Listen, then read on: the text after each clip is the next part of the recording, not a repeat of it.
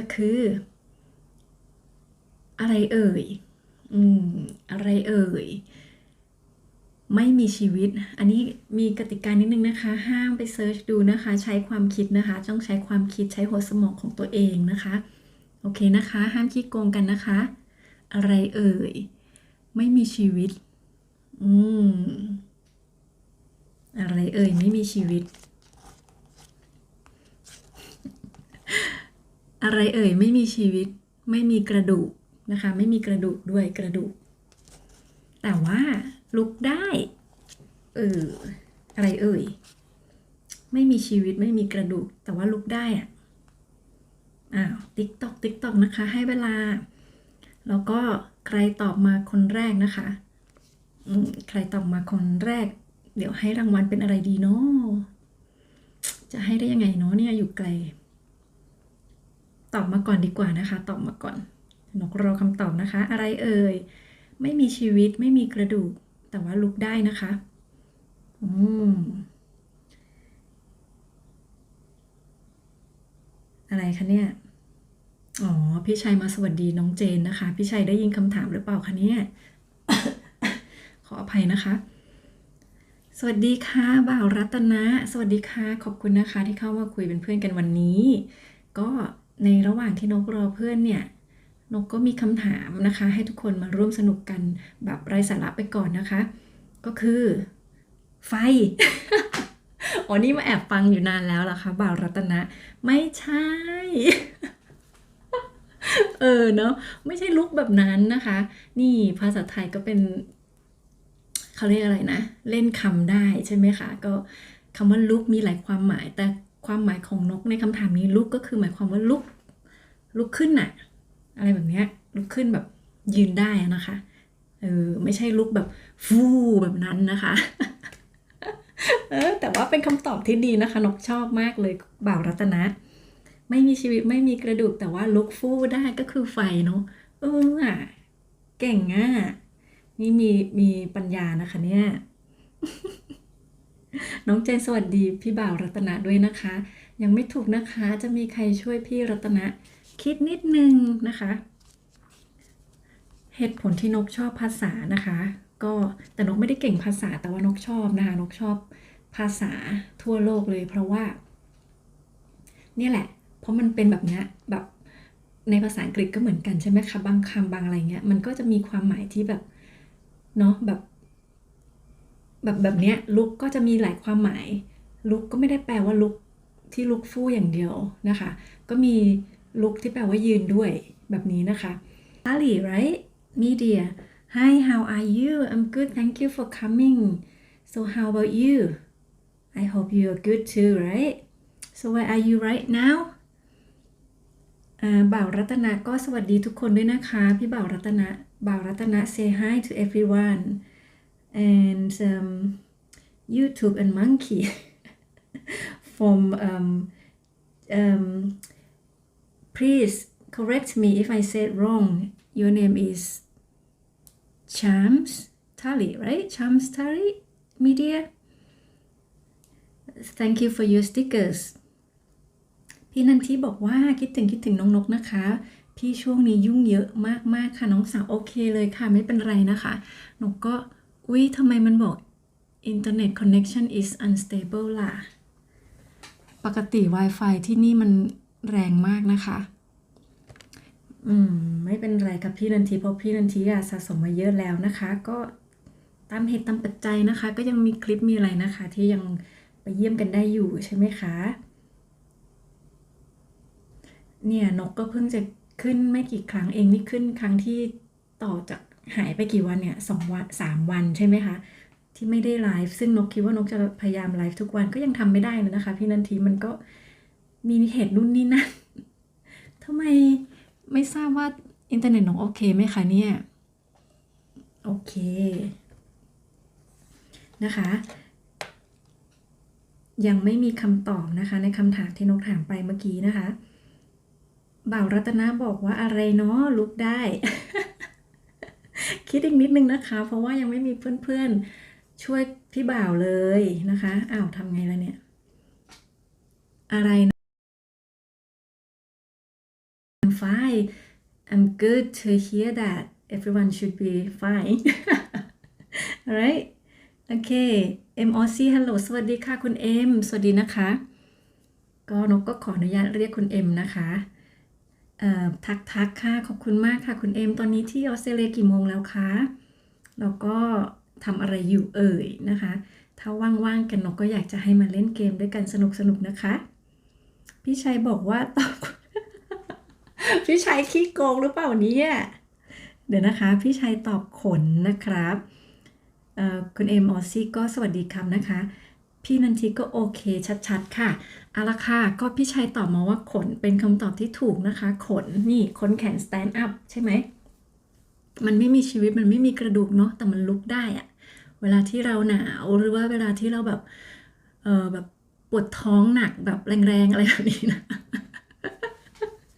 ใช่ไหมคะแต่นกคิดว่าพี่ชัยอะไปแอบเซิร์ชหรือเปล่าพูดความจริงมานะคะพี่ชัยเพราะมันไม่น่าจะทายถูกง่ายๆนะคะถ้าไม่ไปแอบดูมานะคะคุณเอ็มก็บอกว่าใช่แล้วครับชื่อเอ็มครับโอเคได้เลยค่ะดีมากเลยเนาะเนี่ยนกจะต้องไปเพิ่มชื่อนกในช่องของนกด้วยนะคะเพื่อว่าใครก็จะได้เรียกง่ายๆแบบนี้นะคะนกก็ยังไม่สามารถที่จะเปลี่ยนเพราะว่านกไม่ชอบคือนกมองว่านกสกอตไลฟ์มันอาจจะแป่งๆไปหรือเปล่าอะคะก็เลยไม่แน่ใจนะคะก็เลยยังไม่ได้เปลี่ยนสักทีแต่ก็ยังหาชื่อที่ดีกว่านั้นไม่ได้นะคะขอบคุณทุกท่านที่เข้ามาคุยกับนกอยู่กับนกตอนนี้นะคะก็ทิ้งคอมเมนต์อะไรไว้ได้นะคะเดี๋ยวนกจะมีคำถามต่อไปนะคะตอนนี้4 ทุ่มครับนั่งดูทีวีกับแฟนอยู่โอเคนะคะเซฮัลโหลแฟนให้หน่อยนะคะ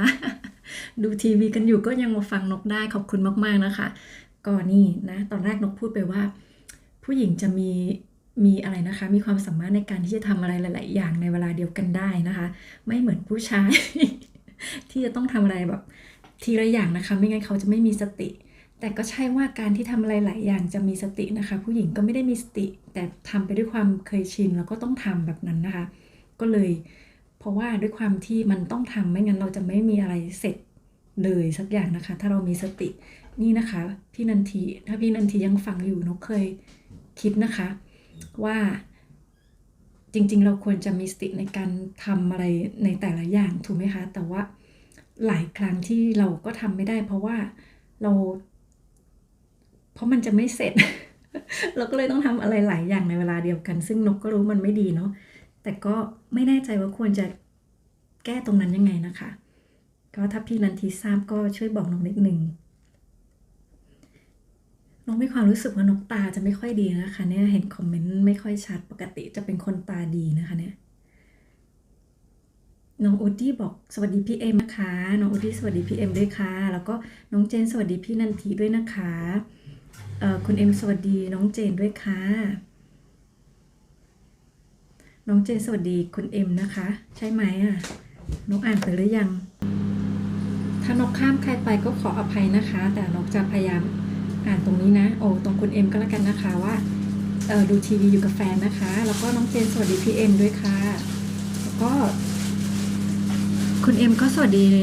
น้องเจนนะคะแล้วน้องเจนสวัสดีพี่นันทีน้องอุดดี้สวัสดีพี่เอ็มค่ะพี่นันทีสวัสดีค่ะจากน้องอุดดี้นะคะแล้วก็น้องอุดดี้สวัสดีพี่ชัยด้วยค่ะแล้วก็น้องเจนก็ทักเซฮัลโหลคุณชามสทาลินะคะ Hello ชามสทาลิ from tag my life Thai UK นะคะน้องเจนนะคะ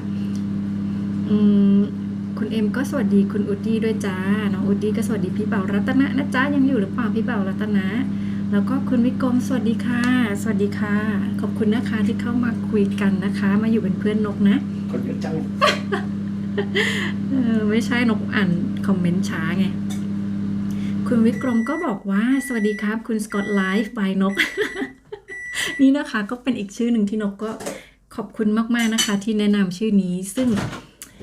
เราก็คิดไว้แบบนั้นเพราะว่ามันจะใกล้ๆกับไลฟ์มันใกล้ๆกับอะไรนะมันคล้องจองใช่ไหมคะสกอตไลฟ์บายนกแต่นกคิดว่ามันจะยาวไปไหมคะก็นกก็เลยมานึกว่าสกอตไลฟ์บายนกหรือว่าจะเป็นนกสกอตไลฟ์ดีนะคะยังตัดสินใจไม่ได้เลยค่ะคุณวิกรมก็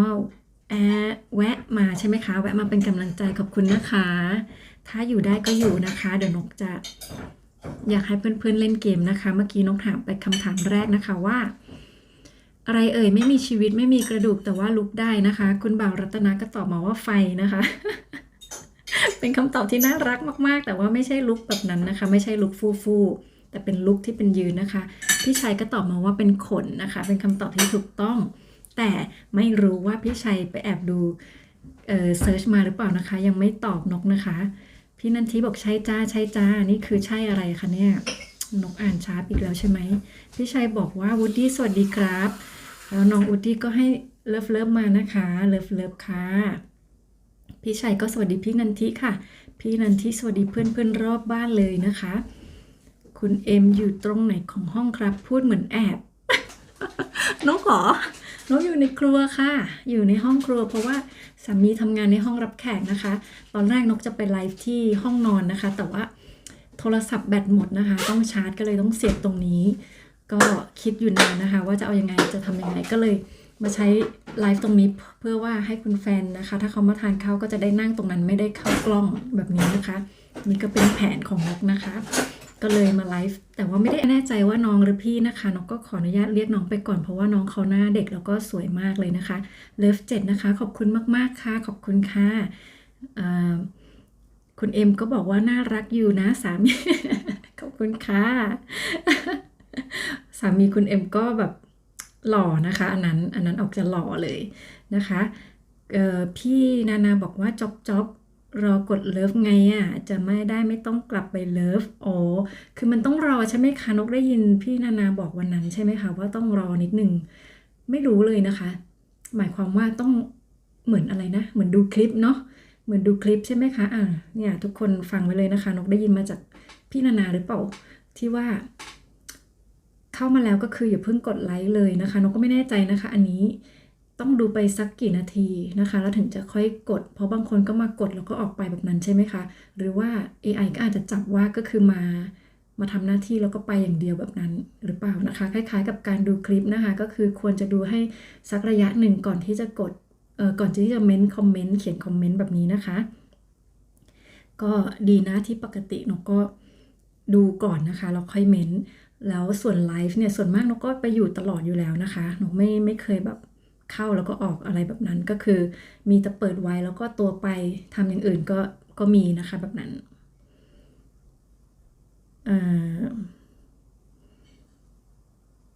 น้องเปิ้ลบอกว่าหนูอยู่ iMouse จ้าติดเกาะ iMouse อยู่ไหนเอ่ยตาหนู เกาะใช่ไหมคะ iMouse Isle of Mouse หรือเปล่าเอ่ย Isle of Mouse ใช่ไหมคะหนูลองพิมพ์เป็นภาษาอังกฤษให้พี่นิดนึงนะคะเพราะว่าถ้าเป็น Isle of Mouse นี่นะคะภาษาที่นี่นะคะบางคำเนี่ยจะอ่านคนละแบบเลยนะคะบางคนอ่าน Isle นะคะแต่จริงๆแล้วคือ Isle นะคะแปลว่า Island ก็คือ Isle of Mouse นะคะใช่ไหมคะอยากไปมากเลยอะจริงๆไม่ไกลนะคะแต่ว่าเพียงแต่ว่าทางมันอาจจะอ้อมนิดนึงมันก็เลยน่าจะเหมือนไกลนะคะพี่นกก็ไม่ได้ไปเที่ยวเลยนะคะช่วงนี้แล้วก็ยังไม่จริงๆช่วงก่อนก็ไม่ค่อยได้ไปไหนไกลนะคะเพราะว่าไม่มีรถนะคะก็ได้แต่ไปที่สามารถไปได้นะคะดีจังเลยถ่ายรูปมาให้ดูบ้างนะชอบคลิปที่น้องทำนั่นแหละที่พี่เข้าไปดูอะยังไม่เคยใส่เลยนะชุดคิ้วเนี่ยที่เนี่ยอยากใส่มากจริงๆอะคิดไว้เลยนะคะว่าตอนที่ทำคลิปหรือว่าตอนไลฟ์นกก็อยากจะมีชุดคิ้วมาใส่นะคะแล้วก็พูดไปด้วยทำคลิปไปด้วยแบบนี้นะคะเพื่อให้เป็นสัญลักษณ์ของความเป็นสกอตนะคะแต่ก็ยังไม่มีโอกาสดูสิพี่นานาสวัสดีน้องอุดดี้ด้วยค่ะพี่นันทิบอกว่าช่วงนี้คือช่วงหน้าฝนเลยจ้าเอ้าแล้วคะตอนนกกลับไปที่เมืองไทยมิถุนากรกฎาก็ฝนตกตลอดเลยนะคะแต่ว่าสิงหานี้ยังสิงหานกก็ไม่แน่ใจพอนกกลับมาที่นี่แล้วนะคะก็ดูแลตัวเองนะคะอย่าให้เป็นหวัดเป็นอะไรเนาะเพราะว่าฝนที่เมืองไทยเนี่ยเวลาโดนแล้วมันอาจจะเป็นหวัดเนาะแต่ฝนที่นี่ไม่เป็นนะคะเพราะว่าอากาศเย็น พี่นานาสวัสดีน้องเจนนี่ด้วยค่ะ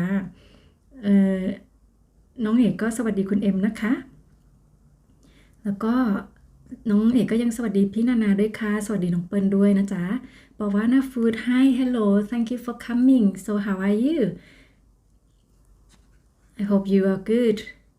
so and where are you now คุณเอ็มก็สวัสดีดาราสินดีครับนะครับน้องเปิ้ลบอกว่าพี่นกหนูเปิดไว้นะคะใช้ Wi-Fi ในบ้านนะคะหนูจะไปซื้อของข้างนอกโอเคค่ะน้องเปิ้ลขอบคุณมากๆนะคะไปซื้อของกันอีกแล้วนะคะสาวๆเนี่ยไม่ได้เลยอ่ะดูดีน้องเอกก็สวัสดีพี่นันทิด้วยนะคะน้องเปิ้ลก็แมวอยู่ในกล่องนะคะไปซื้อของก่อนเนาะแล้วก็พี่ชัยก็ให้เลิฟกับหัวใจ Wi-Fi ใช่ไหมคะขอบคุณมากๆนะคะพี่ชัยเดี๋ยวต่อคำถามเดี๋ยวนกขออนุญาตถามคำถามที่2ก่อนแล้วกันนะคะเพื่อให้ทุกคนได้คิดนะคะคิดเองนะคะห้ามเซิร์ชหานะคะคิดเองเดี๋ยวพี่ชัยต้องให้รางวัลพี่ชัยเดี๋ยวนกขอนึกก่อนว่าจะเป็นอะไรนะคะคำถามที่2นะคะม้าอะไรเอ่ยม้านะคะม้าฮี่ฮี่อย่างเงี้ยนะคะม้าอะไรเอ่ยเกิดมาไม่เคยวิ่งเลยนะคะนั่งนิ่งตั้งแต่เกิด โอเคคิดนะคะใช้คิดใช้สมองนะคะจะได้เก่งๆนะคะบอกว่าน่า say hi right is that the sign of hi or is s in there so it must be money right and also fight right what's that mean like two fingers like thank you very much for your stickers so บาดาดำนะคะน้องเปิ้ลก็สวัสดีดาราศิลป์ดีจ้านะคะแล้วก็น้องเอกก็สวัสดีทักทายรอบวงนะคะคือดาราศิลป์นะคะคุณเอ็มสวัสดี ไม่ใช่คุณเอ็มคุณเอ็มอะไรพี่แมนสวัสดีค่ะสวัสดีค่ะพี่แมนมา037อะไรตรงนี้เนี่ย ดูดิเขารู้หมดนะคะพี่เอ็มก็บอกว่าสกอตสวัสดีครับนะคะนกชื่อนกนะคะไม่ได้ชื่อสกอต น้องเอกก็บอกว่าคุณแมนสวัสดีค่ะคุณเอ็มก็สวัสดีครับพี่แมนด้วยนะคะพี่แมนก็สวัสดีดาราศิลป์ดีครับพี่แมนก็เอ็มสวัสดีครับนะคะพี่นานาบอกว่ามันหมุนเหรอคะนกก็เห็นก่อนหน้านี้มันหมุนนะคะแต่ตอนนี้น่าจะดีแล้วนะคะเดี๋ยวต้องไปทำโทษ Wi-Fi นะคะตั้งร้อยอะไรเนี่ยร้อยอะไรนกก็พูดไม่ถูกแหละคุณพี่นานานะคะสวัสดี Hello ชัมทาลีนะคะนกอ่านถูกปะไม่ใช่นี่ไม่ใช่ไทยOh my gosh อ่านชื่อเขาผิดอีกนี่มีดี Oh my god Hello มีดี คุณนานา said Hello มีดี if you still here คุณพี่แมนนะคะก็สวัสดีมาดามด้วยนะคะมาดามไปซื้อของแล้วนะคะมาดามดำนะคะโอ้ยังอยู่เหรอ I mouth อ๋อ I must โอเคมันอยู่ฝั่งนู้นนี่แสดงว่าอยู่อังกฤษแล้วเหรอคะอ๋อ I must นะคะ I must อันนี้ก็เป็นอีกคำหนึ่งนะคะ I ถ้าเราจะอ่านจริงๆก็คือ mouth ใช่ไหมคะเหมือนปากแม่น้ำนะคะแต่คนที่นี่พูด must นะคะ I must born must อะไรพวกนี้นะคะถ้าน้องอยู่ตรงนั้นนะก็น่าจะอยู่ทางตะวันออกถูกไหมคะตะวันออกเนาะน่าจะอยู่ในเขตอังกฤษหรือเปล่าไม่ได้อยู่ทางสกอตแลนด์แล้วเนาะ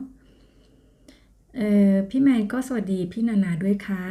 แล้วว่าพี่นานาก็สวัสดีพี่แมนนะคะน้องเปิ้ลก็โอเค I must นะคะ I must พี่นกไม่เคยไปแต่พี่นกรู้สึกว่ามันอยู่ทางตะวันออกนี่แหละแล้วก็เป็นเกาะใช่ไหมคะพี่แมนให้หัวใจนะคะขอบคุณมากๆนะคะพี่แมนกดไลค์ให้นกกดเลิฟให้นกแล้วใช่ไหมคะขอบคุณนะคะพี่เอกก็บอกมานะ รู้ได้ไง น้องเอกรู้ได้ไงพี่นานาก็รู้ด้วยเนี่ยแต่ว่าคอมเมนต์น้องเอกขึ้นมาที่นกก่อนนะคะเดี๋ยวนกขออนุญาตดูตรงนี้ว่ามันของใครขึ้นก่อนนะคะเลื่อนได้ไหมเอ่ยขึ้นเหมือนกันนะคะน้องเอกขึ้นก่อนนะคะมานั่งถูกต้องทั้งคู่เลยอ่ะรู้ได้ไงเนี่ยมันเป็นคำถามที่โบราณนะคะเนี่ยน้องเอก พี่นานาเป็นคำถามที่สมัยที่แบบว่านกยังแบบว่าตัวน้อยนะคะตัวน้อยแล้วก็ยังจำได้อยู่นะคะก็เลยเอามาถามเพื่อนๆคิดว่าจะไม่มีใครรู้นะเนี่ยมันง่ายเกินไปใช่ไหมสวัสดีค่ะพี่ออนสวยสวัสดีค่ะ ขอบคุณนะคะที่เข้ามาวันนี้ แม่หนูเรียกยาวมากเลยนะคะพี่ออนสวัสดีค่ะพี่ออนบอกนะคะแล้วก็พี่ออนสวัสดีน้องเปิ้ลมาดำด้วยนะคะน้องเปิ้ลไปซื้อของแล้วนะคะพี่ออนแต่น้องเปิ้ลเปิดไว้แหละแล้วก็พี่นานาก็สวัสดีมาดามออนด้วยนะคะมาดามออน97คืออะไรคะ97นกเริ่มจะสั่นอีกแล้วอะไรคือ97นะคะพี่ออนพิมพ์เยอะๆแม่นกอ่านไม่ทัน นกต้องหัดฝึกพูดเร็วๆนะคะนกก็จะพูดไม่ถนัดนะคะ แล้วก็เดี๋ยวจะรอเรือรอลิงติดกันอะไรแบบนี้นะคะ แล้วก็น้องเอกบอกว่าสวัสดีมาดามออนนะคะมาดามอินเตอร์มาดามออนอินเตอร์นะคะพี่ชัยก็บอกน้องนกบ๊ายบายก่อนครับบ๊ายบายทุกบ้านด้วยครับสวัสดีค่ะพี่ชัยขอบคุณนะคะที่มาร่วมสนุกวันนี้เดี๋ยวนกคิดได้ว่ารางวัลจะให้เป็นอะไรแล้วนกจะบอกนะคะ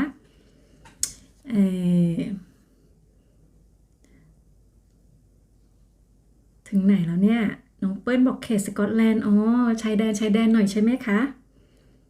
ประมาณว่าใกล้ๆอังกฤษเหนือของอังกฤษนะคะเขาเขตสกอตแลนด์โอเคค่ะอย่าลืมนะคะเดี๋ยวพี่นกจะไปตามดูคลิปต้องสนุกแน่เลยอิจฉาคนไปเที่ยวมากๆเลยนะคะตั้งแต่ล็อกดาวน์นี่นกไม่เคยไปไหนสักที่หนึ่งเลยนะคะยังไม่เคยเลยนะคะครึ่งปีมาแล้วนะคะไม่อยากจะเชื่อว่ามันเร็วมากนะคะตอนนี้กำลังแบบว่าแบบมันลนแล้วบ่าวรัตนะยังอยู่หรือเปล่าคะเนี่ยมันลุกแล้วนะคะมันลุกพี่นานาบอกว่าตอบคำถามไปตั้งนานแล้วยังอ่านไม่ ไม่ตายแล้วโอ้ยตายแล้วแย่จังเลยน้องนก พี่ช้างสวัสดีค่ะขอบคุณนะคะขอบคุณนะคะที่เข้ามาเลิฟยังคะอ๋อน้องนกเลิฟนะคะเลิฟน้องนกเราก็อย่าลืมไลฟ์ให้กดไลค์ให้น้องนกด้วยนะคะใช่ไหมเอ่ยมาน้องเปิ้ลบอกไม่ใช่อิงแลนด์ น้องเปิ้ลยังอยู่ใช่ไหมคะเนี่ยไม่ใช่อิงแลนด์ค่ะโอเคไม่ใช่อิงแลนด์ค่ะแต่ว่าใกล้ๆพี่นกมาถึงใกล้ๆใช่ไหมคะหรือว่าพี่นกอ่านเม้นช้าไปอีกแล้วพี่ช้างสวัสดีพี่นานานะคะแล้วก็น้องเอกก็ให้หัวเราะมานะคะหัวเราะตาปิดเลย2ตาเลยนะคะ4ตา2หน้า2ปากนะคะพี่ช้างก็สวัสดีพี่มาดามดำด้วยค่ะพี่แมนก็สวัสดีกัปตันช้างนะครับพี่นานาสวัสดีกัปตันช้างค่ะกัปตันช้างสวัสดีพี่แมนค่ะพี่นานาก็สวัสดีดาราศิลป์นะคะน้องเอ๋นะคะกัปตันช้างนะคะพี่ช้างก็สวัสดีดาราศิลป์ด้วยค่ะพี่เปิ้ลน้องเปิ้ลนะจ๊ะบอกว่าพี่กัปตันช้างดีจ้าแล้วก็เก็บหอยเก็บเห็ดเพลินค่ะมีเห็ดด้วยเหรอโหแสดงว่ามีป่าเนาะดีจังพี่นกยังไม่เคยเจอเห็ดที่แบบที่เขาไปแบบเขาไปเก็บกันเลยอะเคยเจอแบบข้างทางที่มันแบบเล็กๆนะคะแบบนั้นน่ะแล้วก็แบบในคลิปอันหนึ่งที่แบบเยอะๆนะคะที่มันรวมกันเยอะๆอะพี่นันทิบอกว่าชีวิตที่มีความสุขเวลามักจะผ่านไปได้ไว จริงปะคะมันก็จริงนะนกว่ามันก็จริงแสดงว่ามันมีความสุขแต่ตอนแรกนะคะนกคิดว่าโหล็อกดาวน์นี่นะอยู่กันพ่อแม่ลูกจะต้องแบบนานมากนะคะแต่จริงมันก็เร็วนะคะมันก็เร็วค่ะไม่ได้รู้สึกว่าแบบพิเศษหรือว่าอะไรแต่ว่ามันเร็วจริงๆนะคะแต่ก็คิดว่ามันก็คงจะมีความสุขอยู่ในนั้นแหละเพียงแต่เราไม่ได้แบบจดจ่อมันมากจนเราคิดว่ามันแบบพิเศษอะไรแบบนี้นะคะไม่ว่าจะตอนนี้รู้สึกว่าไม่ว่าจะยังไงมันก็เร็ว พี่นันทิบอกน้องหญิงฟ้าร้องดมอะไรนะคะฟ้าร้องโคมๆเหรอคะพี่นันทิขออนุญาตก่อนนะคะได้ค่ะได้ค่ะน้องหญิงหรือหมายถึงน้องอะไรคะน้อง หมายถึงน้องนกใช่ไหมคะน้องสาวอะไรแบบนี้นะคะได้ค่ะพี่นันทิไว้เจอกันใหม่นะคะขอบคุณที่เข้ามาเยี่ยมกันมาคุยกันนะคะอะไรนะคะเนี่ยไลฟ์สไตล์บายตาลใช่ไหมคะถ้านกอ่านผิดต้องขออภัยนะคะช่วยบอกนกนิดนึงนะคะมื้อนี้กี่แคลนะคะวันนี้นกไปดูคลิปอยู่ใช่ไหมคะสวัสดีจ้าป้าทันอ๋อป้าทันนกไม่ได้อ่านคอมเมนต์ซะก่อนดูสิซิลลี่มีอีกแล้วนะคะสวัสดีจ้าป้าทันเพื่อนใหม่ผ่านมาเจอเลยแวะทักทายยังไม่ได้กดติดตามไม่เป็นไรค่ะป้าทันก็มันอาจจะต้อง2 วันอะไรแบบนี้นะคะขอบคุณมากๆนะคะป้าทันขอบคุณที่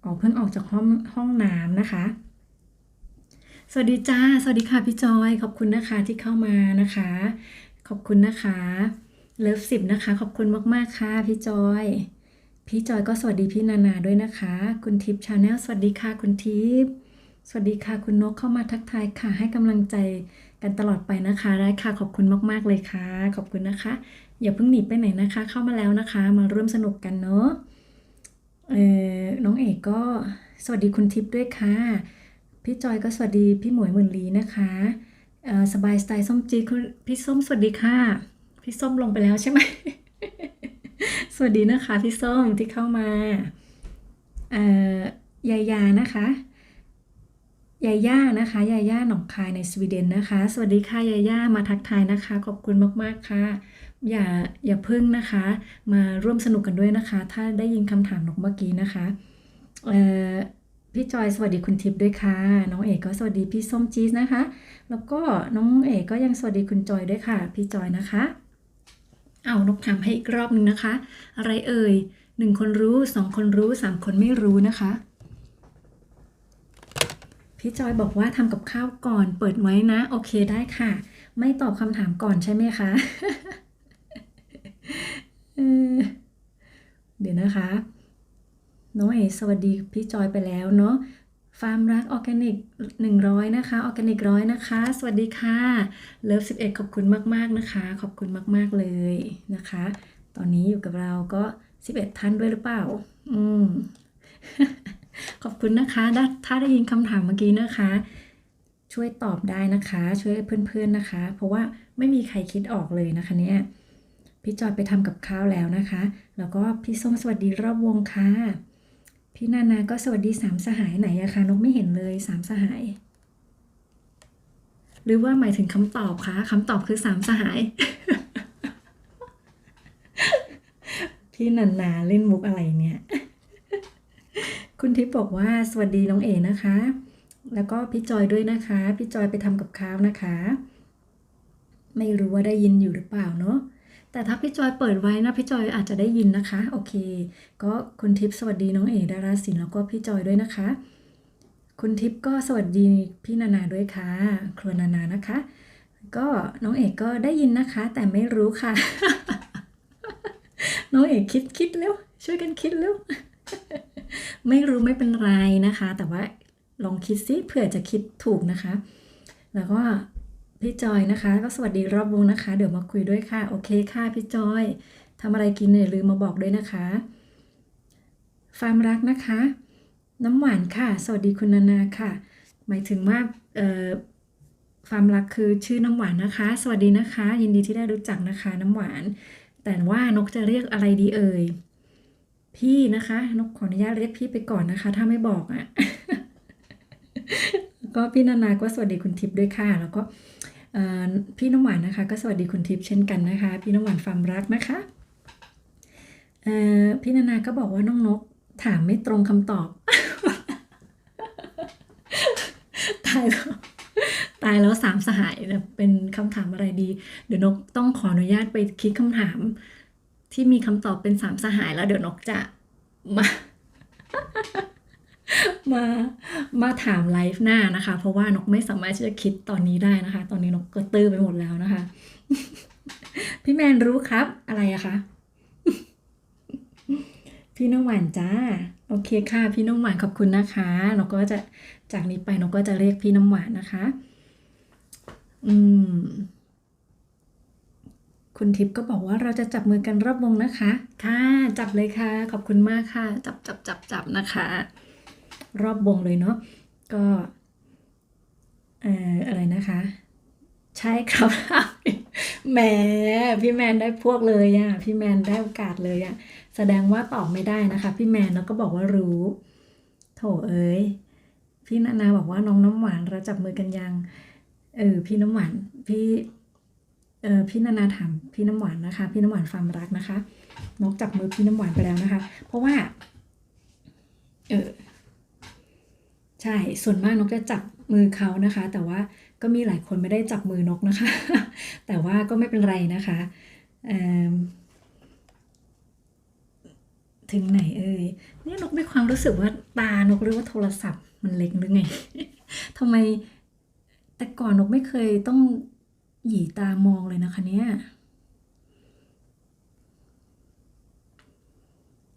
พี่แมนบอกว่า1 คนรู้2 คนรู้3 คนไม่รู้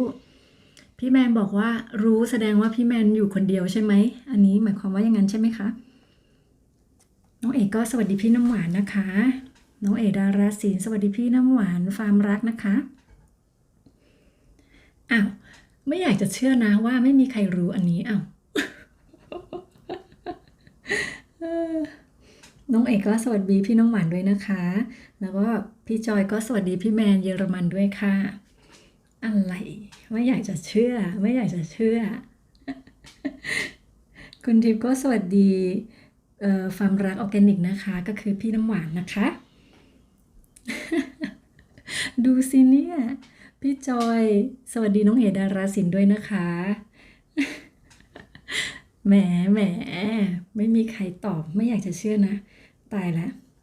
คู่รักหรือเปล่าคะอ๋อหมายถึงคำตอบใช่ไหมคะน้องเอ๋ไม่ใช่ คู่รักทำไม1 คนรู้2 คนรู้3 คนไม่รู้หมายความว่าอ๋อโอเคโอเคพี่นกพอจะเข้าใจแล้วว่า ถ้าคนเดียวรู้เอ่อรู้อะไรรู้ว่ารักแบบนี้ใช่ไหมคะ2 คนก็รู้ว่ารักกันอย่างเงี้ยเหรอแต่3 คนไม่รู้เพราะว่า3 คนมีชู้อะไรแบบนี้ใช่ไหมคะเออน่ารักอะคือแบบว่าจริงนะคะก็คิดได้เป็นไปได้นะคะแต่ว่ายังไม่ถูกนะคะพี่แม่บอกรู้ครับอีกแล้วรู้ครับรู้ครับแปลว่าไม่รู้คำตอบหามาก อ๋อพี่แมนรู้แต่พี่แมนไม่ตอบไม่ได้ค่ะตอบมาเถอะไม่ตอบมาเถอะไม่ต้องหา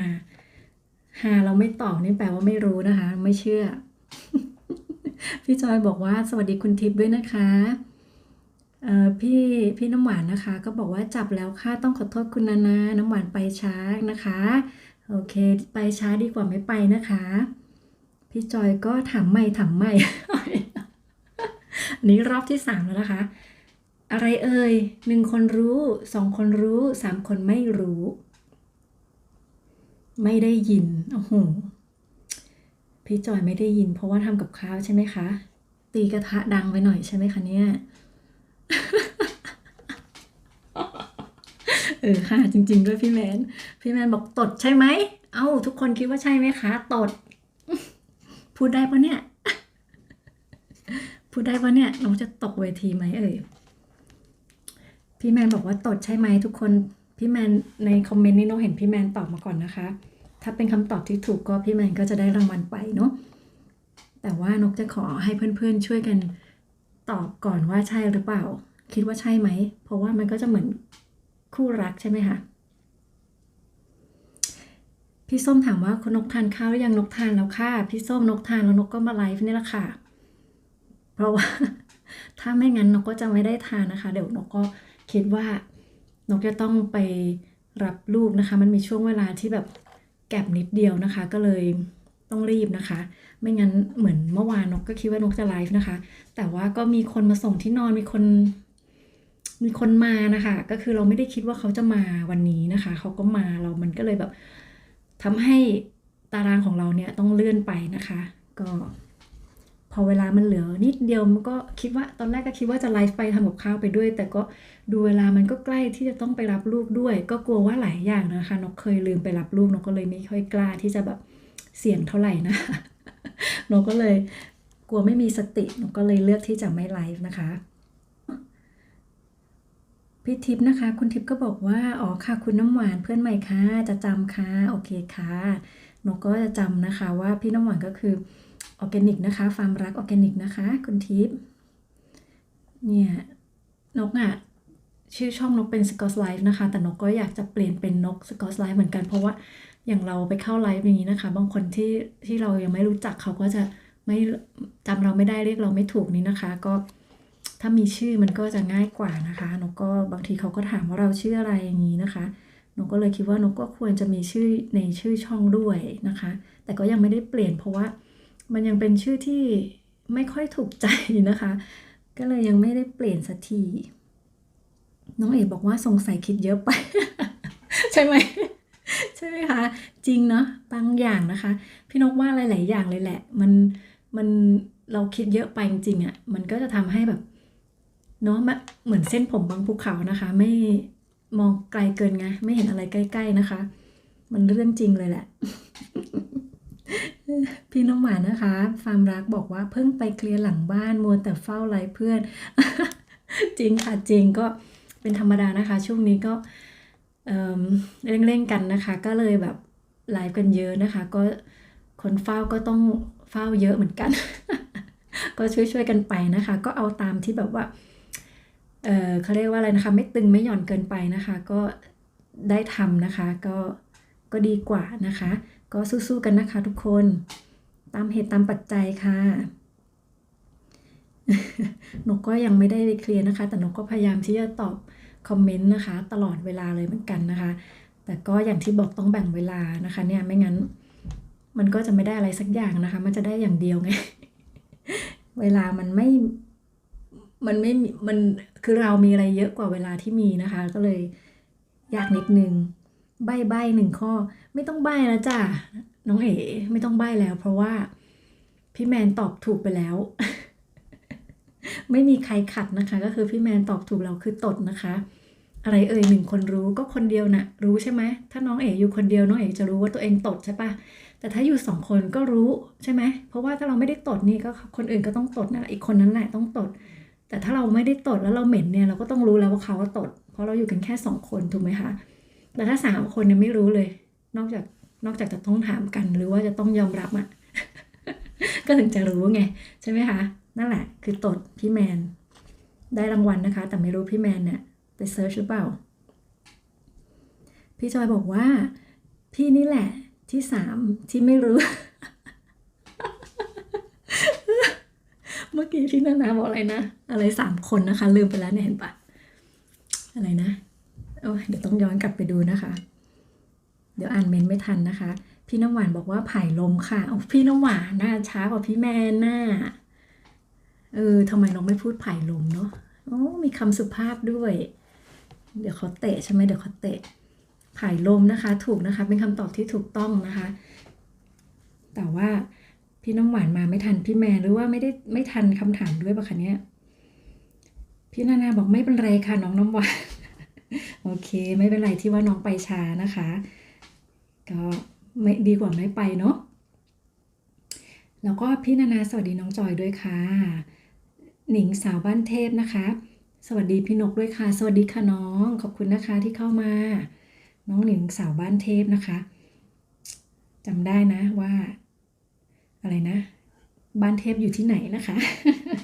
ขอบคุณนะคะ มาไม่ทันคำถามคำตอบเนอะคุณทิพย์บอกว่าขออนุญาตเตรียมสำหรับข้าวก่อนนะคะ มีอะไรแจ้งเตือนกันนะคะ ขอบคุณนะคะคุณทิพย์มื้อไหนคะเนี่ยถามได้เปล่านี่ก็มันน่าจะเป็นเวลาที่แบบเนาะกินข้าวอาบน้ำกันน้องหนิงก็สวัสดีคุณทิพย์สวัสดีพี่จอยด้วยนะคะ แล้วก็พี่หมวยหมื่นลีก็ให้ดวงใจ plus มา2ดวงนะคะขอบคุณมากๆค่ะ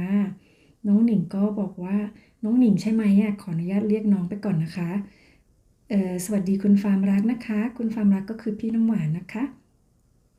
น้องหนิงก็สวัสดีพี่หมวยด้วยค่ะพี่จอยสวัสดีน้องหนิงน้องหนิงสวัสดีพี่เอพี่ส้มจีแล้วก็พี่นานานะคะสวัสดีทุกคนเลยนะคะคุณทิพย์ก็สวัสดีน้องหนิงด้วยจ้าน้องหนิงก็สวัสดีพี่นันทีนะคะพี่นันทีขออนุญาตลงไปแล้วนะคะฝนตกหนักมากนะคะแล้วน้องหนิงก็สวัสดีพี่กับตันช้างนะคะไม่รู้ว่าพี่กับตันช้างยังอยู่หรือเปล่านะคะหรือว่าจะแอบฟังนะคะเพราะว่าพี่ช้างก็จะเป็นคนพูดน้อยนะคะ แล้วก็น้องหนิงก็สวัสดีมาดำน้องเปิ้ลของเราด้วยนะคะแล้วก็สวัสดีรอบวงรอบเวทีเลยนะคะขอบคุณมากๆค่ะจริงๆแล้วก็นกก็ไม่ได้อยู่บนเวทีนะคะน้องหนิงน้องนกก็พี่นกก็นั่งอยู่นี่แหละค่ะกับพื้นกับเพื่อนๆเนี่ยนั่งปูเสื่อคุยกันนะคะวันนี้เรามาเล่นตอบคำถามกันนะคะตอนแรกพี่นกจะ ตั้งใจจะซีเรียสนิดนึงนะคะจะมาเล่าอะไรให้ฟังแล้วก็จะตั้งคำถามนะคะแต่ว่าเป็นช่วงที่รอเพื่อนๆก็เลยถามคำถามตลกไร้สาระไปก่อนนะคะแล้วก็เลยก็ไม่ต้องมีสาระแล้วตอนนี้ เพราะว่าไร้สาระก็จะสนุกกว่าใช่ไหมคะน้องหนิงหัวใจ12นะคะขอบคุณมากค่ะขอบคุณนะคะสำหรับหัวใจตัวเบ้งๆเลยเนี่ยใสๆแดงๆเลยนะคะพี่น้ำหวานนะคะบอกใช่เข้ามาก็จับโทรศัพท์2-3เครื่องหาเพื่อนที่ ใช่ค่ะอย่างนี้นะคะถ้าสมมติว่ามีคอมก็จะดีมากเพราะว่าคอมอ่ะก็จะเปิดได้หลายหน้าจอนะคะแต่ช่วงเช้าเนี่ยนะคะก็ถ้าสมมติว่านกเปิดมาช่วงเช้านกก็จะใช้มือถือก็จะได้ทีละคนนะคะแต่ถ้าเป็นคอมพิวเตอร์เนี่ยนกจะเปิดได้10เลยนะคะได้เป็น10เลยแต่ปัญหาก็คือว่าถ้าเราเปิดเยอะเราก็จะได้ฟังแค่ไม่กี่คนนะคะบางครั้งนกก็จะเป็น2ช่องนะคะเพราะว่ามันยังฟังรู้เรื่องบ้างนะคะยังคุยกันได้บ้างแต่ถ้าแบบเปิด10ช่องแล้วก็ฟัง10ช่อง ก็คือจะเท่ากับ0นะคะก็คือเปิดเฝ้านะคะก็ต้องบอกเขาเปิดเฝ้านะคะแล้วก็นกก็จะส่งหัวใจไปให้เพื่อนๆทราบว่านกยังอยู่นะคะถึงแม้ว่าจะไม่ได้พูดคุยอะไรก็แล้วแต่ว่าก็ยังอยู่นะคะพี่แมนก็037ใครๆไม่ทราบนะคะเข้าใจว่าพี่แมนก็น่าจะให้หวย037แต่วันนี้ออกไปแล้วใช่ไหมคะถูกกันหรือเปล่าเนี่ยยังไม่ตอบนกเลยถูกหรือเปล่าคะวันนี้ออกอะไรนกก็ไม่ทราบนะคะนกเล่นไม่เป็นนกเคยซื้อแต่ที่เป็นลอตเตอรี่นะคะไม่เคยถูกด้วยแต่ก็ซื้ออยู่ไม่กี่ทีนะคะพี่หนิงน้องหนิงนะคะก็บอกว่าผายลมดังออกอากาศระวัง นั่นไงคือพี่นกก็พูดอีกคำไม่ได้ใช่ไหมทำไมผายลมต้องติดลิขสิทธิ์ด้วยล่ะคะถ้าเป็นอีกคำน่าจะมีโอกาสเนาะแต่ว่าคำนี้ไม่แน่ใจนะคะต้องอธิบายแล้วน้องหนิงพี่จอยบอกว่าเปิดไว้ยาวๆนะคะนกได้ค่ะกำลังหม่ำใช่ไหมคะอยู่ในกล่องนะคะตอนนี้นกก็นั่งสั่นมากเลยนะคะพี่จอยแบบมันพอมันอยู่เฉยๆแล้วมันเย็นอะแต่ที่นี่ไม่หนาวเท่าที่บ้านพี่จอยนะคะตอนนี้นกก็จะประมาณ10องศาเองนะคะแต่ก็คือข้างในมันก็เย็นนะคะข้างนอกก็มีลมนิดนึงพี่น้ำหวานนะคะก็ให้หัวใจ plus มา2ดวงนะคะขอบคุณนะคะแล้วก็ยังบอกว่าสวัสดีทุกท่านรอบวงด้วยนะคะก็อย่าลืมไปทักทายกันนะคะอย่าลืมไปจับมือกันนะคะอย่างที่พี่บอกนะคะก็ใครยังไม่จับก็รีบจับนะคะ จับแล้วห้ามปล่อยด้วยนะคะที่สำคัญนะคะจะบอกจับแล้วต้องจับให้แน่นนะคะเพราะว่าเนาะจับง่ายปล่อยง่ายนะคะถ้าจะดีก็คือจับแล้วติดเลยนะคะพี่นานาก็บอกว่าไปอาบน้ำมาค่ะโอ้ได้ค่ะอาบน้ำเสร็จแล้วใช่ไหมคะอาบน้ำเร็วปะคะเนี่ย แล้วก็สวัสดีน้องหนิงด้วยนะคะจากพี่นานาค่ะตกลงเป็นน้องเนอะนกก็เรียกน้องหนิงด้วยนะพี่จอยก็ยังอยู่ในกล่องนะคะไม่เป็นไรค่ะพี่จอยถ้าพี่จอยกินข้าวนะคะพี่จอยก็หม่ำให้อร่อยก่อนนะคะ ค่อยแวะมาเป็นระยะก็ได้นะคะน้องหนิงบอกหยอกค่ะอ๋อโอเคค่ะจริงๆนะพี่นกก็ไม่ค่อยชินนะคะบางครั้งก็จำได้นะคะเคยไปที่ไลฟ์พี่นนท์ก็พิมพ์อะไรอย่างนี้นะคะแล้วพี่นนท์ก็บอกว่าเนี่ยคำนี้แหละคำนี้แบบไม่ควรนะคะพี่นกก็ตายแล้วทำยังไงดีเราก็พิมพ์ไปแล้วนะคะไม่รู้ว่าจะไปทำมีผลกระทบอะไรให้พี่นนท์เขาหรือเปล่านะคะก็เลยไม่ค่อยจะกล้าพูดอะไรด้วยนะคะบางทีพี่หมวยมืนลีนะคะก็ให้หัวใจมา2ดวงนะคะขอบคุณมากๆเลยค่ะทุกคนนกก็อ่านคอมเมนต์หมดแล้วนะคะทีนี้นกก็จะย้อนขึ้นไปอ่านข้างบนใหม่อีกรอบนะคะ อย่าเพิ่งเตะนกลงนะคะตอนนี้นกได้เวลาเท่าไหร่แล้วคะเนี่ยนกไลฟ์มากี่ชั่วโมงแล้วคะเนี่ย1 ชั่วโมงอะไรมันดูเหมือนนานหรือมันดูเหมือนไม่นานคะเนี่ย1 ชั่วโมงบ่าย1:41โอ้ยตายแล้วนกนึกว่าเดี๋ยวก่อนนะคะนกขอคิดแป๊บหนึ่งนกจะต้องไปรับลูก2:30นะคะก็จะมีเวลาประมาณครึ่งชั่วโมงนะคะ ถึง40นาทีนะคะก็นกก็ขออนุญาตอยู่ต่อก่อนนะคะอย่าเพิ่งเบื่อนกนะคะ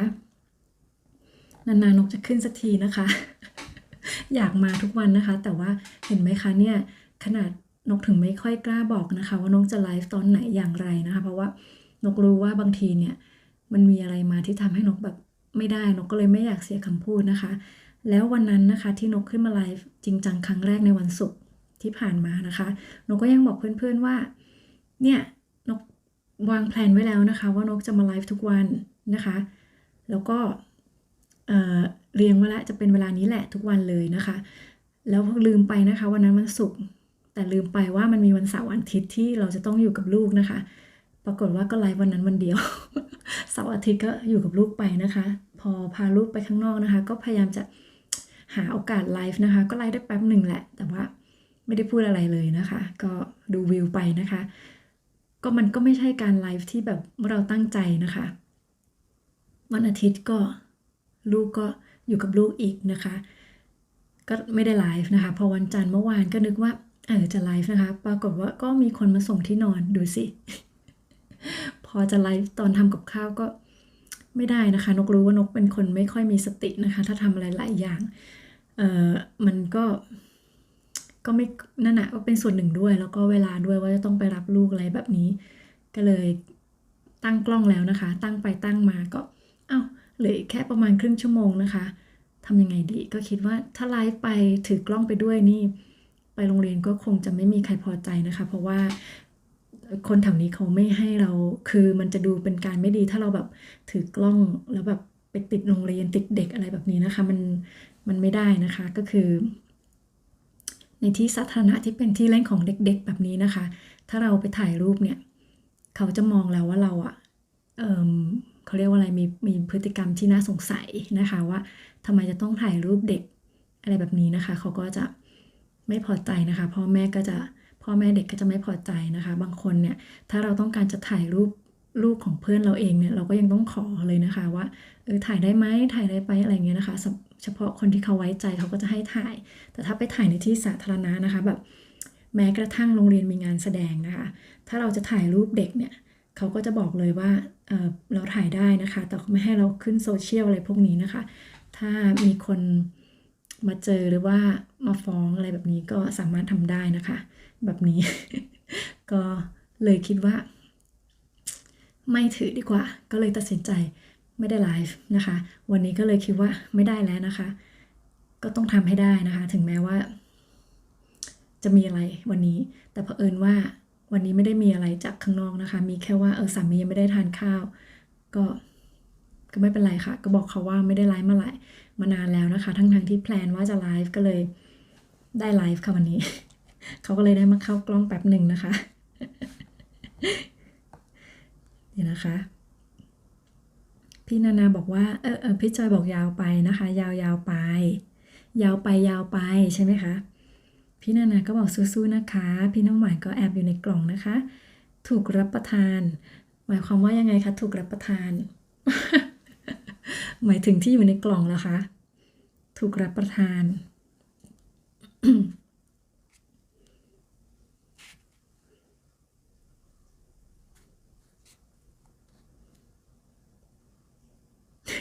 นกนึกไม่ออกนะคะพี่น้ำหวานถูกรับประทานคืออะไรเอ่ยนกกำลังคิดว่านกกำลังคิดคำถามข้อที่4นะคะ หรือว่าเพื่อนๆจะถามนกก็ได้นะคะสลับกันสลับกันก็ได้นะคะเพราะว่าตอนนี้นกยังคิดข้อที่4ไม่ออกแล้วก็ที่สำคัญก็คือนกคิดว่าไอ้ที่นกถามไปเนี่ยมันสนุกสุดแหละ ไม่มีอะไรสนุกกว่านี้แล้วหรือว่ามันก็มีเป็นภาษาอังกฤษนะแต่ว่านกมองว่าภาษาที่ตลกเนี่ยไอการเล่นตลกเนี่ยโดยที่เราไม่ได้เป็นภาษาแม่เราเนี่ยมันจะไม่ขำนะคะมันจะไม่ขำเหมือนภาษาของเราเองนะคะนกทดสอบมาแล้วอย่างแฟนนกเล่นตลกภาษาอังกฤษกับนกนะนกก็ไม่ขำนะเวลานกเล่นภาษาไทยนกก็ไม่ขำนะเขาก็ไม่ขำนะมีอันเดียวที่นกเล่าแล้วเขาขำอะแต่ว่าถ้ามาเล่าให้พี่ฟังจะตลกไหมอะ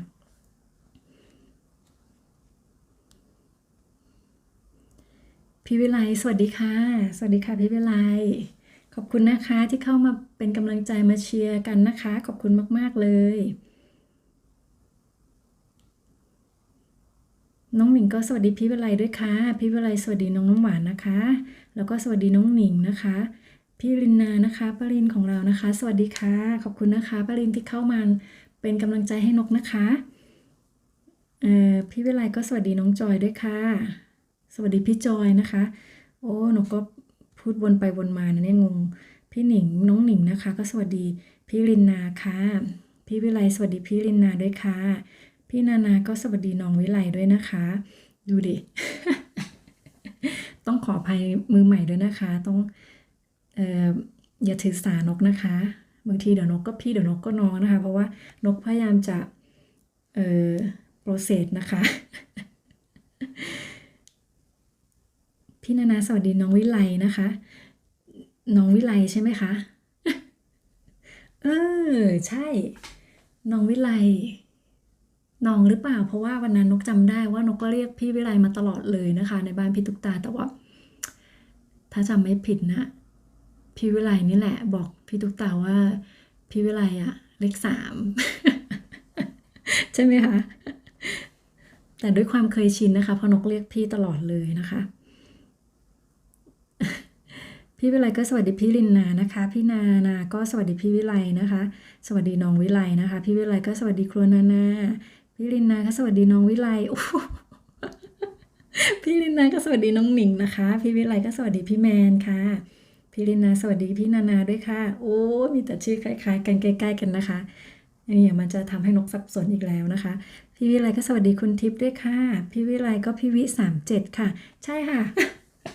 นกก็สามารถพูดออกสื่อแล้วนะคะก็โอเคแต่พี่วิไลไม่ถือสานะคะพี่วิไลบอกว่าพี่วิไล37นะคะแต่ว่าถ้าอย่างนั้นนกก็ควรจะเรียกน้องนะคะไม่ไกลกันมากค่ะแต่ว่าก็น้อยกว่านกนิดนึงนะคะนกรู้ตั้งแต่วันนั้นแหละที่น้องบอกพี่ตุ๊กตาน่ะก็เลยแล้วโอ้แต่นกก็เรียกพี่วิไลมานานมากไงคะมันก็เลยติดนะคะพี่น้ำหวานก็สวัสดีคุณลินนาและคุณวิไลด้วยค่ะพี่วิไลก็สวัสดีนะคะอะไรพี่วิไลบอกแกงเห็ดแล้วบอกน้องหนิง น้องหนิงก็เหรอคะน้องหนิงก็น้องหนิงแกงเห็ดแล้วบอไม่รู้สิน้องหนิงน่าจะแบบแอบอยู่หรือเปล่าคะน้องหนิงไม่ได้บอกว่าน้องหนิงไปทำอะไรเนี่ยน้องหนิงบอกแกงแล้วจ้าพี่วิไลบททันลงคลิปเนี่ยอีกเรื่องหนึ่งก็เหมือนกันเห็นไหมพี่นกน่าจะลืมลงคลิปด้วยปะเนี่ยทำคลิปไม่ทันนะคะเออน้องวิไลบอกว่ามีคนส่งมาให้คือดีแท้อ๋อส่งมาจากน้องหนิงใช่ไหมคะแซบหลาย ส่งมาทางนี้บ้างนะคะน้องหนิงพี่เรนนาก็สวัสดีจ้าสวัสดีฟาร์มรักออร์แกนิกนะคะพี่น้ำหวานนะคะฟาร์มรักออร์แกนิกน้องวิไลวิไม่ถือค่ะเรื่องอายุโอเคค่ะดีมากค่ะจริงๆพี่นกก็ไม่ถือเนาะแต่ว่าก็ไม่แน่ใจไงว่าคนอื่นเขาถือหรือเปล่าเนาะอยู่ที่อังกฤษนะคะน้องหนิงบอกไม่นานนะคะน้องวิไลนะคะเรียกน้องวิไลน้องวิแล้วกันเนาะก็สู้ๆนะคะก็เดี๋ยวพี่นกก็จะขอเวลาอีกสักประมาณนะคะถ้าใครไม่ได้ต้องรีบไปไหนนะคะอยู่เป็นเพื่อนกับพี่นกสักประมาณ30-40 นาทีนะคะเคยมีคนบอกว่าเวลาไลฟ์ให้เกินชั่วโมงไปใช่ไหมคะนิดนึงแต่พี่นกก็ไม่ค่อยได้นับนะคะเพราะว่ามันอยู่ที่ว่าเราจะต้องทำอะไรต่ออย่างนี้นะคะก็เลยไม่อยากจะไปซีเรียสนะคะก็คือแต่ว่าเราก็อยากไหนๆก็ขึ้นแล้วนะคะนานๆจะได้มีโอกาสสักทีก็จะเต็มที่นะคะเพราะว่าเดี๋ยวจะต้องไปฟังรอคำตอบนะคะเดี๋ยวพี่นกจะขอเล่าพูดถึงเมื่อกี้ว่าเรื่องตลกนะคะที่เป็นเรื่องของไทยเนี่ยเป็นตลกไทยเนี่ยแต่ว่าสามีพี่นกเข้าใจนะคะคุณสามีเข้าใจแล้วก็ตลกด้วยนะคะเป็นเรื่องเดียวแล้วก็เรื่องแรกแล้วก็เรื่องที่เขาจำนะคะเขาก็บอกว่าเรื่องนี้แหละเป็นเรื่องเดียวที่เขา เก็ตนะคะเป็นตลกที่เก็ตนะคะเป็นการเล่นคำแล้วเขาเข้าใจนะคะ เรื่องก็มีอยู่ว่าไม่รู้ว่าหลายๆคนจะได้ยินหรือยังนะคะ แต่ว่าขอเล่านะคะว่ามันเป็นเรื่องที่คุณฝรั่งเข้าใจนะคะ คือมีป้าคนหนึ่งเขาขายกาแฟอยู่นะคะเขาขายกาแฟอยู่แล้วก็มีลูกค้ามาซื้อกาแฟเขาเนี่ยเขาก็ถามว่าป้าเออป้าขายแก้วเท่าไหร่นะคะเขาก็บอกว่าแก้วละ15 บาทนะคะคุณป้าก็บอกแบบนั้นนะคะ ทีนี้เด็กคนนั้นนะคะผู้ชายคนนั้นก็ถามว่าเอาป้าครับเออป้าขายแก้วละ15 บาทขอแก้วละ10 บาทได้ไหมล่ะครับคนกันเองอะไรแบบนี้นะคะ ทีนี้ป้าก็บอกว่าเอ้ยไม่ได้หรอกก็15 บาทนั่นแหละป้าคนให้เข้าใจปะคะ เข้าใจปะคะเนี่ยแค่นี้แหละ แล้วก็คุณฝรั่งก็นึกแป๊บหนึ่งนะคะเขาก็ขำนะคะ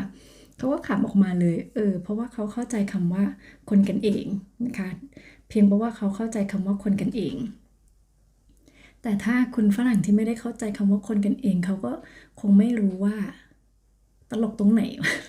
อะไรแบบนี้นะคะ แต่ว่าเผอิญว่าเขาเข้าใจเขาก็เลยตลกตรงนี้นะคะ แล้วคนไทยเข้าใจกันไหมคะเนี่ย คนไทยที่อยู่ตรงเนี้ยเข้าใจกันไหม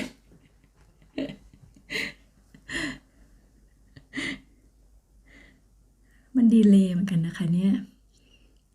พี่น้ำหวานบอกว่าหนีค่ะ หนีค่ะคืออะไรคะ หมายถึงพี่น้ำหวานหนีไปแล้วเหรอ หนีทำไม ไม่ต้องหนีนะคะ นกไม่ได้น่ากลัวขนาดนั้นนะคะ อย่าหนีนะคะ อยู่เป็นเพื่อนกันนะคะ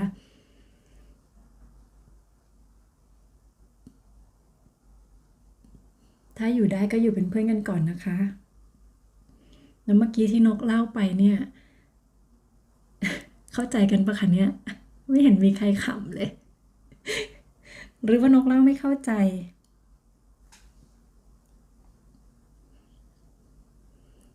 เอะตอนนี้ที่เมืองไทยกี่โมงแล้วเนาะ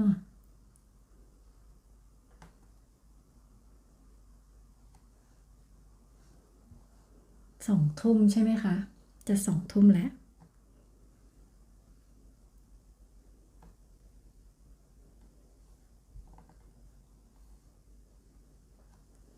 สวัสดีค่ะ น้องวิบอกว่าเลิฟ12นะคะ ขอบคุณค่ะ แล้วตกลงไม่มีใครขำใช่ไหมคะเนี่ย ไม่มีใครเข้าใจเรื่องที่พี่นกเล่าใช่ไหม โถเอ้ยแล้วก็หลอกให้เล่านะเนี่ย พี่นกก็นึกว่าตลกนะ หรือมันไม่ตลกสำหรับเรานะ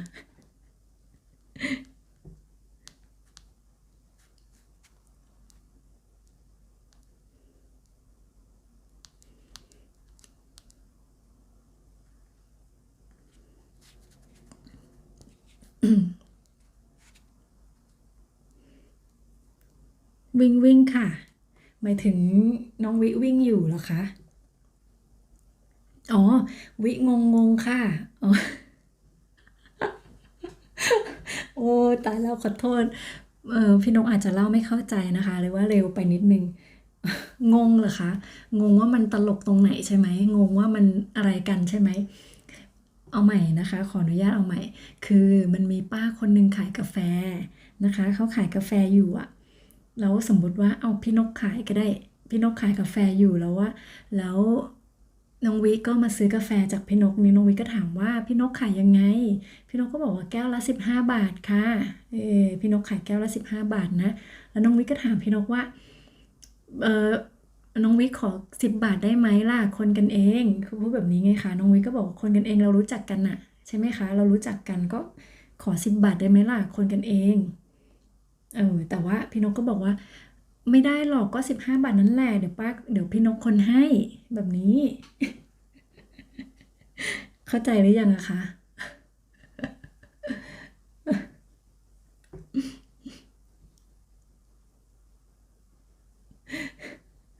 หรือว่ายังไม่เข้าใจ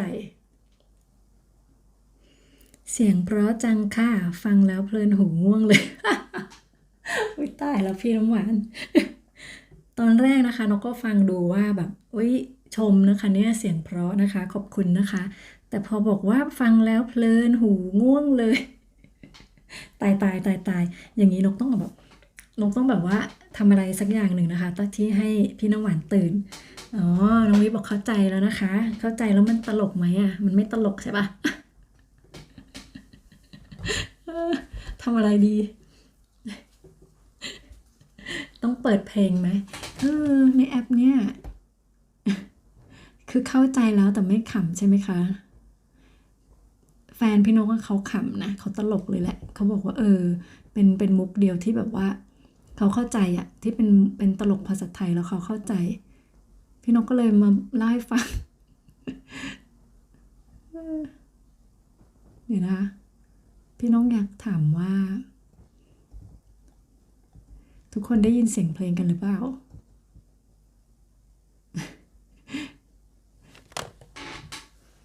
ป้าเรนบอกว่าป้าเข้าใจแล้วขอบคุณนะคะป้าเข้าใจแล้วป้าตลกไหมคะไม่ได้ยินเสียงเพลง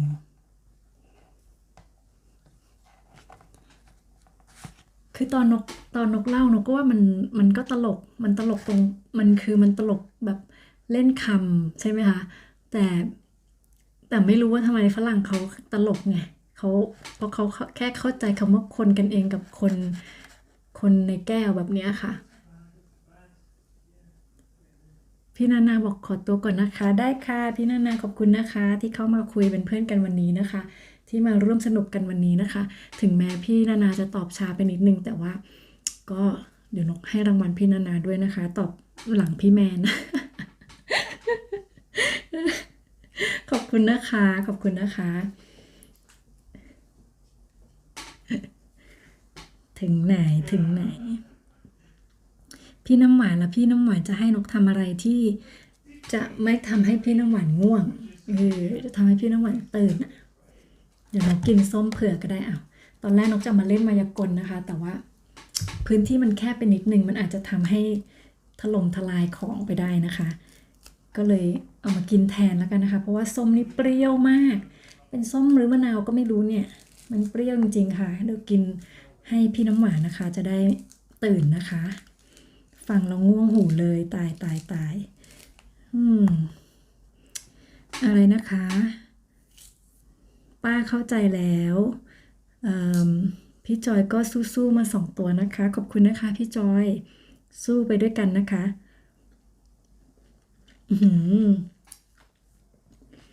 น้องวิบอกว่าพี่จะถึง1,000 ซับแล้วหมายถึงพี่นกเหรอหรือหมายถึงน้องวิ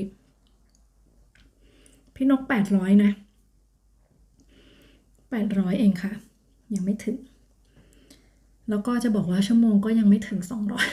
200พูดเราก็ตลกแล้วก็ไม่เห็นหนทางเลยนะคะว่ามันจะไปถึง 4,000 ได้อย่างไรนะคะแต่ก็นี่แหละมันแต่มันก็มีสิ่งเดียวที่เพื่อนๆทุกคนแนะนำนะคะก็คือไลฟ์ใช่ไหมคะแต่ดูสภาพพี่สิดูนะคะดูสถานการณ์นะคะก็ถึงได้บอกว่าตามเหตุตามปัจจัยนะคะเนี่ยก็ทำเต็มที่แล้วนะคะแต่เราก็ไม่อยากให้มันไปกระทบชีวิตลูกอะไรแบบนี้นะคะไม่งั้นเขาก็จะมานั่งหรือไม่เขาก็จะมากวนเรานะคะขนาดแค่ทำคลิปอะไรแบบนี้เราก็ยังพยายามจะเขาเรียกอะไรพยายามจะบาลานซ์นะคะสมดุลนะคะเพื่อที่จะไม่ให้กระทบทั้ง2 ฝั่งนะคะงานเราก็ได้ด้วยลูกเราก็ได้ด้วยครอบครัวเราก็ได้ด้วยนะคะพี่ออนบอกเลิฟจ้าขอบคุณนะคะพี่ออนยังอยู่ใช่ไหมคะเนี่ยพี่ออนมื้อไหนแล้วคะเนี่ยตอนเนี้ยพี่ออนนี้ก็พี่ออนของเรานะคะน่าจะพี่ออนนี่แหละน่าจะพันแล้ว พี่ออนป๊อปปิล่านะคะสวยของเรานะคะดีทุกอย่างเลยอะป้ารินบอกสวัสดีมาดามออนนะคะน้องวิกก็บอกว่าอีกไม่นานก็พันขอบคุณนะคะสมพรปากนะคะก็พี่นกก็หวังว่าอย่างนั้นนะคะจะขอให้1 สเต็ปไปก่อนเนาะเพราะว่าชั่วโมงก็ค่อยว่ากันแหละเนาะก็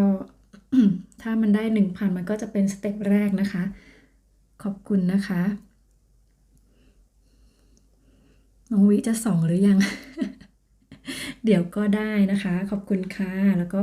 น้องวิก็สวัสดีพี่ออนด้วยนะคะอืมพี่ พี่ออนป๊อปปูล่าของเรานะคะพี่ออนเป็นมิสอะไรนะเขาเรียกมิสอะไรมิสขวัญใจใช่ไหมขวัญใจประชาชน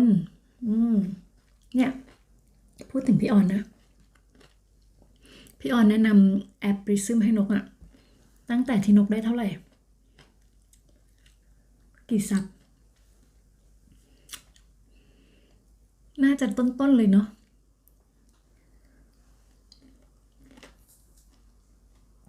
แต่ว่าเนี่ยแหละค่ะด้วยอย่างที่บอกภารกิจอะไรพวกนี้ช่วงนั้นก็ล็อกดาวน์แล้วเนาะลูกอยู่กับเราตลอดไม่เคยคิดนะคะว่าจะต้องไลฟ์อะไรพวกนี้เพราะว่าเราก็ไม่รู้ไงแต่ว่าพี่ออนก็แนะนำแล้วก็แนะนำแอปนี้มานะคะ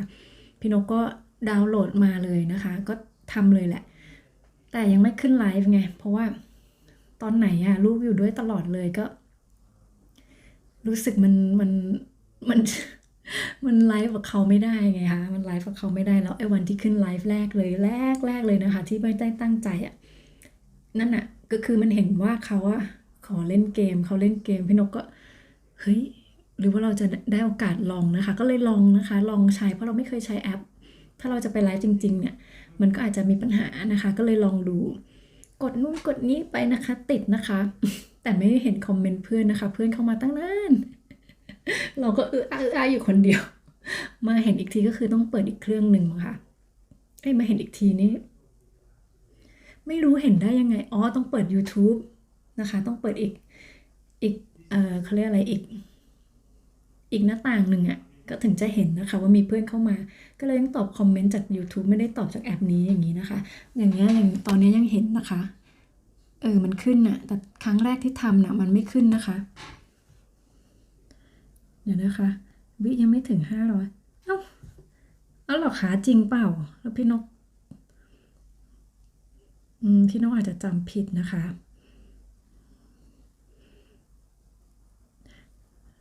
เดี๋ยวก็ถึงค่ะเดี๋ยวก็ถึงนะมีเพื่อนเยอะๆแบบนี้นะคะแล้วก็ช่วยกันไปนะคะเดี๋ยวก็ถึงอย่างที่พี่น้ำหวานบอกนะคะก็จับมือกันนะคะจับมือรอบวงแล้วนะคะอย่างน้อยในนี้นะคะก็10 คนแล้วนะคะ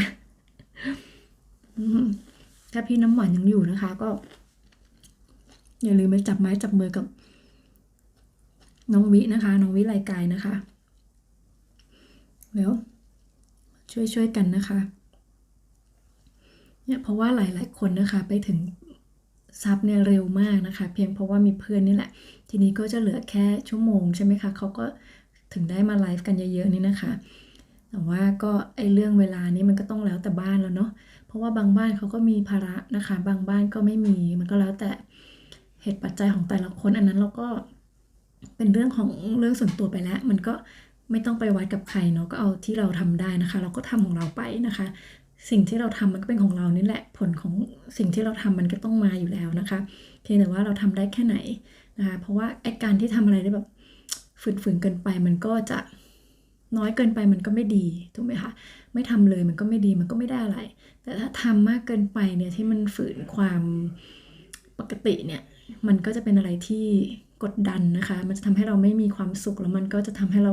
กลายเป็นว่าอยากทำแล้วก็ไม่สนุกเราก็เลิกทำไปแบบนี้มันก็ไม่ดีเช่นกันนะคะเพราะฉะนั้นตรงกลางนะคะสมดุลก็ดีที่สุดเนาะ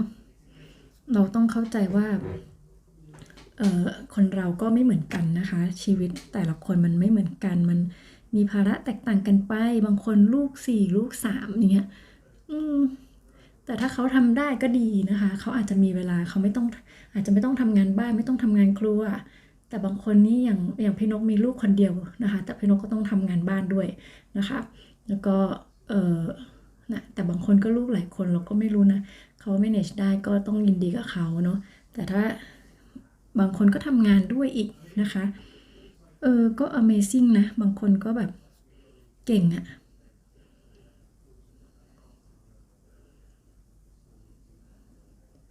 น้องหนิงก็สู้ๆมาอีกแล้วนะคะ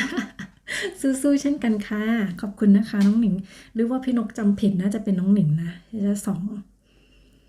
ป้านานะคะก็ยังอยู่นะคะขอบคุณนะคะป้านาป้าลินนานะคะพี่วรุตาสวัสดีค่ะสวัสดีค่ะชีวิตเรียบง่ายนะคะ บายวรุตานะคะพี่วรุตาของเรานะคะสวัสดีน้องนกแล้วก็สวัสดีทุกคนด้วยนะคะพี่ช้างยังอยู่เห็นไหมเมื่อกี้นกบอกพี่ช้างแอบจริงไหมพี่ช้างเอาส้มไปกินไม่ใช่สิต้องพี่น้ำหวานเอาส้มไปกินนะคะลูกส้มมากเลยมันเป็นมะนาวนะคะมันไม่ใช่ส้มมันเปรี้ยวอะลูกแค่นี้อะเนี่ยเปรี้ยวมากๆไม่รู้ว่าพี่น้ำหวานยังหลับไปแล้วหรือยังนะคะบอกว่านกเสียงเพราะนะคะแล้วก็นกก็ยิ้มนะคะแล้วพออ่านไปจนจบบอกว่าเพราะจนง่วงเลยนะคะนกก็เลยแบบ เอาส้มมากินนะคะน้องวิกก็สวัสดีชีวิตเรียบง่ายนะคะคือพี่วรุตานะคะนี่นะคะก็มีเพื่อนเพิ่มอีกแล้วนะคะน้องวิกก็ไปจับมือกันนะคะเหมือนที่พี่น้ำหวานบอกนะคะจับมือรอบวงนะคะจับมือรอบวงพี่วรุตาบอกสบายดีนะคะนกสบายดีนะคะพี่วรุตาขอบคุณมากๆค่ะก็เหมือนกันทุกวันนะคะชีวิตแต่ก็สบายค่ะ ก็พยายามจะบริหารจัดการชีวิตนะคะให้มันได้แบบปริมาณนะคะรวมถึงคุณภาพด้วยนะคะอยากจะได้ทั้งสองอย่างเลยก็ไม่อยากได้แต่ปริมาณนะคะแล้วก็พี่วรุตาก็ให้มาหัวใจมา2 ดวงค่ะแล้วก็สวัสดีวิไลด้วยนะคะน้องวิไลนะคะกับตันช้างสวัสดีค่ะจากน้องวิไลนะคะพี่วรุตาสวัสดีพี่น้ำหวานด้วยค่ะพี่น้ำหวานหลับไปหรือยังไม่ทราบนะคะพี่วรุตานกก็พยายามจะกินส้มเพื่อพี่เขาจะตื่นนะคะแล้วก็พี่จอยบอกว่าขอตัวไปกินข้าวก่อนนะคะอะไร ทำกับข้าวไปตั้งนานแล้วนะคะเนี่ยเพิ่งจะกินเหรอคะตายละพี่จอยเปรี้ยวมากพูดไม่ออกได้นะคะพี่จอยไปกินข้าวก่อนค่ะสู้ๆจ้าขอบคุณนะคะพี่จอยก็อีกสักประมาณ20 นาทีนะคะแต่พี่จอยไปกินข้าวก่อนก็ได้ค่ะหัวใจ2 ดวงนะคะขอบคุณนะคะเดี๋ยวเจอกันใหม่นะคะพี่จอยพี่วรุตาก็สวัสดีน้องจอยด้วยนะคะพี่เกพี่เคพี่เคกอล์ฟสวัสดีค่ะขอบคุณนะคะพี่เคกอล์ฟก็เข้ามาแล้วเข้ามาเชียร์น้องด้วยนะคะก็นะคะเป็นอีกครั้งนะคะในหลายๆวันที่นกก็พยายามจะมานะคะพี่กอล์ฟก็ได้มาแล้วนะคะพี่วรุตาก็สวัสดีพี่กอล์ฟด้วยนะคะพี่น้ำหวานบอกว่าชอบตอนเช้าน้ำหวานติดที่ต้องตื่นมาเปิดไลฟ์เฝ้าบ้านฟังเสียงแล้วทำให้นอนต่อสบายหมายถึงฟังเสียงใครคะนอนต่อสบายแล้วตอนกลางคืนก็ไปเฝ้าอีกบ้านฟังเสียงเขาพูดแล้วก็หลับไปเลยค่ะอ๋อโอเคค่ะหมายถึงชอบเสียงที่ทำให้ง่วงใช่ไหมคะแต่ว่าเออแสดงว่าพี่น้ำหวานชอบฟังคนอื่นเพื่อที่จะหลับเหรอคะนอนหลับยากเหรอคะเป็นคนนอนหลับยากหรือเปล่าคะต้องฟังเสียงคุยแบบนี้ใช่ไหมคะโอ้อย่างนี้ดีเลยอะเพื่อนๆชอบแน่ๆเลยนะคะใครไลฟ์นะคะก็ไปจับมือพี่น้ำหวานเลยนะคะพี่น้ำหวานจะไปฟังจนหลับเลยนะคะพี่วรุตาก็บอกว่าดีฟาร์มรักนะคะพี่ฟาร์มรักก็คือพี่น้ำหวานนะคะน้องหนิงก็สู้ๆจ้า สู้ค่ะสู้ตลอดเลยแล้วก็พี่วรุตาก็สวัสดีน้องหนิงนะคะบวกหัวใจ2 ดวงด้วยค่ะป้าลินนาก็บอกว่าสวัสดีพี่วรุตาด้วยนะคะอืมขอบคุณค่ะขอบคุณทุกคนนะคะที่อยู่กับนกตอนนี้เวลานี้เลยนะคะ ถึงแม้ว่านกจะไม่ได้มาบ่อยๆก็แต่ก็ยังมีเพื่อนๆเข้ามาให้กำลังใจนะคะแบบปลื้มแล้วก็ประทับใจมากๆเพราะว่าบางครั้งนะคะนกว่าสิ่งที่น่ากลัวสำหรับคนไลฟ์นี่ก็คือการไม่มีคนดูนะคะแต่ทุกครั้งที่นกมาไลฟ์นะคะนกก็ต้องทำใจไว้เลย ว่ามันอาจจะเป็นอย่างนั้นแต่เราก็ต้องนึกถึงว่าเราจะมาทำอะไรนะคะก็ทำหน้าที่ของเราไปแต่ก็อย่างที่บอกนะคะนกก็ดีใจมากๆเลยที่มีคนมาอยู่กับนกเป็นเพื่อนนกนะคะแล้วก็เป็นกำลังใจให้นกนะคะเหมือนที่พี่วรุตาก็เคยพูดบ่อยๆนะคะว่าเพื่อนใช่ไหมคะเพื่อนคืออะไรคะเพื่อนเนี่ยคือที่สำคัญก็คือเพื่อนถูกไหมคะต้องมีเพื่อนนะคะไม่งั้นก็คือมันก็จะทำให้ง่ายแล้วก็เร็วนะคะทำก๋วยเตี๋ยวเพิ่งเสร็จจ้านกโอ้โหอยากกินอ่ะพี่จอย พูดเรื่องกินไม่ค่อยได้นะคะนกเนี่ยไป เป็นเรื่องที่ติดหนักๆเลย กินด้วยค่ะคุณจอยนะคะน้องวิบอกนกน่ารักเพื่อนถึงมา ขอบคุณค่ะพี่วรุตานกอะเป็นคนน่ารักตรงไหนนกมองว่าตัวเองเป็นคนที่แบบบื้อๆนะคะบ้องๆแล้วแบบ เป็นคนที่แสดงความรู้สึกไม่ค่อยเป็นนะคะอันนี้คือตัวนกที่นกมองตัวเองนะคะเป็นคนที่เขาเรียกอะไรรู้สึกแต่ไม่พูดนะคะเป็นคนที่พูดไม่เป็นนะคะเป็นคนที่ไม่ชอบพูดเรื่องความรู้สึกนี่คือข้อเสียนะคะมันไม่ใช่ข้อดี แต่มีนะคะความรู้สึกนะมี แต่แสดงออกอะไม่เป็นคือกับถ้าอย่างกับเพื่อนเนี่ยก็เหมือนกันนะคะเพื่อนอะชอบแบบว่าเฮ้ยมึงมึงไม่ได้ใช่ไหม เฮ้ยเธอไม่คิดถึงเราเหรอแบบนี้นะคะคือเขาจะหลอกให้เราพูดนะว่าเราคิดถึงเขาอะไรแบบเนี้ยแต่นกก็ไม่พูดนกก็เฉยๆนะคะนกก็จะแบบว่าหรออะไรหรอก็จะทำเป็นเบี่ยงเบนเรื่องอื่นไปนะคะอย่างกับแฟนก็จะไม่มีแบบโรแมนติกเท่าไหร่นะคะแต่ก็รู้ตัวว่าเป็นเพราะว่าไม่ใช่ว่าเราไม่รู้สึกเราก็รู้สึกนั่นแหละแต่ว่าเรามีความรู้สึกว่าเราไม่ชอบพูดนะคะเหมือนพูดไปแล้วมันอาจจะเป็นเพราะแบบมันอาจจะเป็นเพราะว่าด้วยเรามีความรู้สึกว่าบางครั้งการพูดเนี่ยมันอาจจะไม่จริงหรือเปล่านะคะอาจจะแบบพูดอะไรก็ได้อะไรแบบเนี้ยเหมือนหมายถึงว่าถ้าเราพูดเยอะๆคำพูดเราก็จะเป็นคำพูดที่ไม่น่าเชื่อถือแบบนี้นะคะนกก็เลยเป็นคนไม่ค่อยชอบพูดนะคะเป็นคนชอบทำ ชอบทำมากกว่านะคะเป็นคนแบบทำเลยนะคะไม่พูดก็ นกเป็นคนที่ชอบเซอร์ไพรส์นะคะชอบ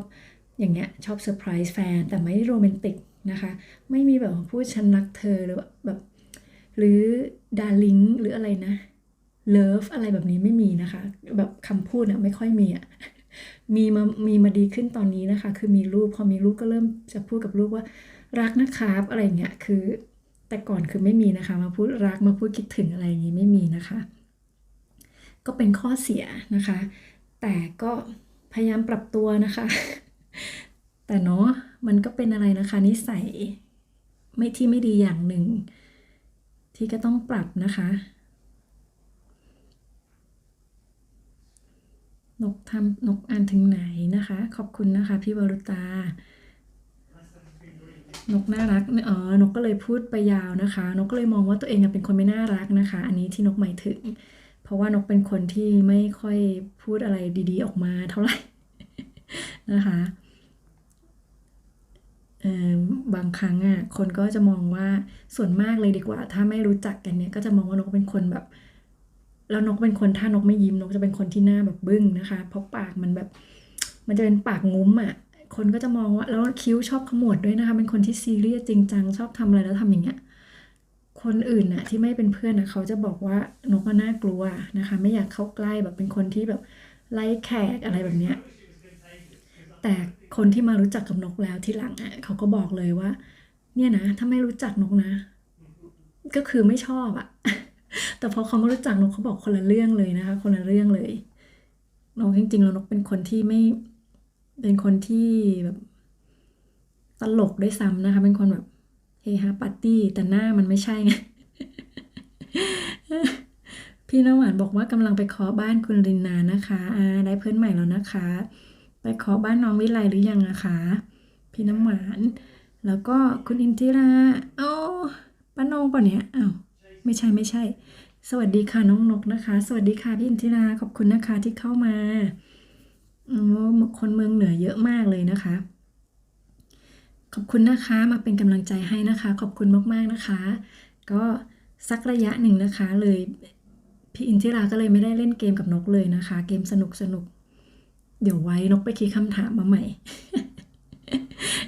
น้องวิกก็สวัสดีพี่อินทิราด้วยนะคะ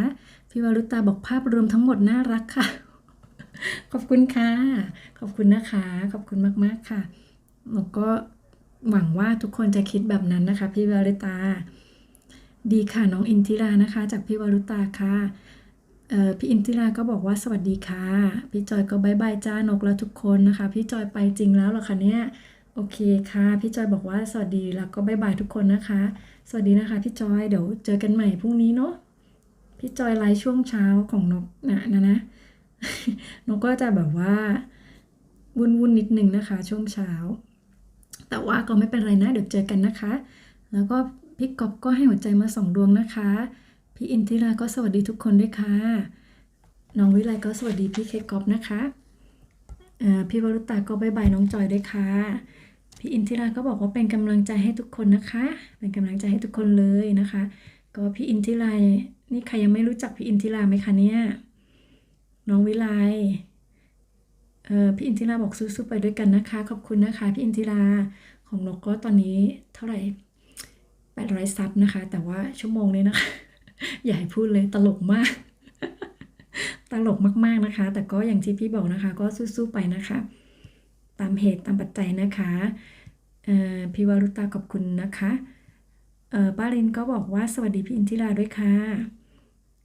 พี่อินทิราพี่วรุตาบอกจ้านะคะพี่น้ำหวานบอกไปเคาะบ้านคุณรินนาทานน่าอร่อยจังนะคะคลิปสุดท้ายนั้นป้าลินนาทานอะไรนะคะมีแต่คนทานของอร่อยๆอะแล้วนกอยู่ที่นี่นกก็คือนกก็ทำอาหารไทยทานนะคะแต่มันไม่แซ่บอะมันไม่แซ่บเหมือนของทุกคนที่กินเหมือนอยู่เมืองไทยกันเลยนะทุกคนกินแบบ กินแบบว่าเหมือนอยู่เมืองไทยแล้วปีนี้นกไม่ได้กลับไทยนะคะเพราะว่าอะไรนี้นะคะเพราะว่าสถานการณ์แบบนี้นะคะทำให้นกแบบมันมันแบบมันสุดๆไปเลยนะคะมันแบบว่ามันอยากกินสุดๆมันมีความรู้สึกว่าไปไทยนะคะถ้าได้กลับนี่นกคงจะแบบตัวกลมแบบกลิ้งกลับมานี่เลยนะคะไม่ต้องนั่งเครื่องบินมาแล้วก็อีกเรื่องหนึ่งก็คือมันทำให้นกบอกว่าอยากจะไปเที่ยวมากๆนะคะเพราะว่าจริงๆนกเป็นคนชอบไปเที่ยวแต่พอตั้งแต่ล็อกดาวน์มานี้ก็คือไม่ได้ไปไหนเลยนะคะวิกกี้เป็นค่ะพี่นกอ๋อ ตายแล้ว วิก็เป็นนะคะพี่นกโอเคเป็นนี่หมายถึงเป็นอะไรคะพี่นกสติไม่ค่อยดีแล้วนะคะเนี่ยคือแล้วสายตาก็ยังไม่ดีอีกดูดิตายอ่านหนังสือไม่ออกแล้ววะวิก็เป็นค่ะเป็นอะไรเป็นอันไหนเนี่ย ช่วยเตือนสติพี่หน่อยนะคะพี่เปิ้ลน้องเปิ้ลเห็นไหมล่ะ น้องเปิ้ลยังอยู่นะคะหัวใจ2 ดวงได้อะไรมาบ้างจ้าน้องเปิ้ลเอามาแบ่งกันกินเร็ว หัวใจ Wi-Fi นะคะขอบคุณนะคะWi-Fi ตอนนี้ของพี่นกดีแล้วไม่สะดุดดีค่ะมาดำนะคะพี่วรุตาสวัสดีพี่มาน้องเปิ้ลนะคะมาดำนะคะน้องวิก็บอกมาดำสวัสดีค่ะมาดำคือน้องเปิ้ลนะคะรู้จักกันยังเอ่ยป้าลินก็บอกว่าขอบคุณมากค่ะฟาร์มออร์แกนิกนะคะเดี๋ยวตามไปนะคะฟาร์มออร์แกนิกก็คือพี่น้ำหวานนะคะป้าลินแล้วก็ได้ค่ะคุณรินนาจากพี่น้ำหวานนะคะตามมาให้กำลังใจกันนะโอเคเลยค่ะจับมือกันนะคะจับมือกันรอบวงเลยนะคะไปด้วยกันนะคะไปด้วยกันก็จะเขาเรียกอะไรนะคะสามัคคีคือพลังนะคะ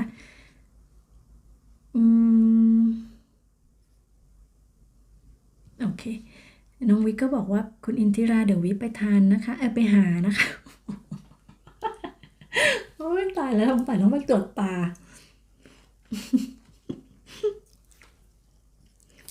โอเคค่ะน้องวินะไปหาพี่เขานะคุณเอ็มสวัสดีครับน้องวิด้วยนะคะคุณเอ็มก็ยังอยู่นะคะคุณเอ็มดูทีวีเสร็จหรือยังคะเนี่ยวันนี้วันหยุดหรือคะวันนี้มันอังคารเนาะอ๋อใช่แต่ว่ากลางคืนนะคะที่ออสเตรเลียลืมไปเพื่อนชอบมากเชิญไปจอดรถที่บ้านบอกให้จอดไว้เดี๋ยวดูแลให้ไปนอนซะ โอเคเข้าใจแล้วค่ะพี่น้องหวานแล้วพี่น้องหวานเคยไลฟ์ไหมคะเนี่ยทำไมนกไม่เคยเห็นพี่น้องหวานเองไม่เคยไลฟ์เหรอคะเคยแต่ไปอ๋อพี่น้องหวานไม่ต้องละมั้งเพราะว่าพี่น้องหวานสบายแล้ว น้องวิก็บอกว่าคุณอินทิราเดี๋ยววิไปหานะคะอันนี้อ่านแล้วเนาะอ่านว่าไปทานดู น้องวีก็สวัสดีคุณเอ็มนะคะยังไม่ได้เจอกันหรอคะเนี่ยนะคะคุณเอ็มอยู่ออสเตรเลียนะคะน้องวีแล้วก็พี่วารุตาก็ให้หัวใจมา2 ดวงนะคะขอบคุณนะคะ น้องคุณเอ็มก็บอกไม่อยู่นานนะครับพอดีจะเที่ยงคืนแล้วได้ค่ะคุณเอ็มขอบคุณมากๆเลยนะคะแค่แวะมาเป็นกำลังใจให้สักพักหนึ่งคุยกันเป็นเพื่อนกันแป๊บหนึ่งหนูก็ดีใจมากแล้วนะคะขอบคุณมากๆค่ะอย่างไรเราก็นอนหลับฝันดีนะคะคุณเอ็มแล้วเดี๋ยวเจอกันใหม่เนาะสวัสดีนะคะพี่วารุตาก็ดีค่ะน้องเอ็มนะคะพี่วารุตาทุกคนก็กุดไนท์คุณเอ็มด้วยนะคะคุณเอ็มก็สวัสดีครับพี่วารุตานะคะป้ารินนาก็บอกก็สวัสดีคุณเอ็มออซี่นะคะน้องวิกก็โอ้โหคุณอินทิราซับเยอะแล้ว ค่ะก็นี่นะคะเพื่อนเยอะไงคะคุณเอ็มก็บอกว่าป้ารินนาสวัสดีครับนะคะก็ส่งคุณเอ็มเข้านอนกันนะคะ รู้จักกันหลายคนครับ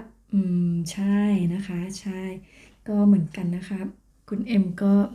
รู้จักหลายคนคุณเอ็มก็ไม่ต้องไลฟ์แล้ว นะคะ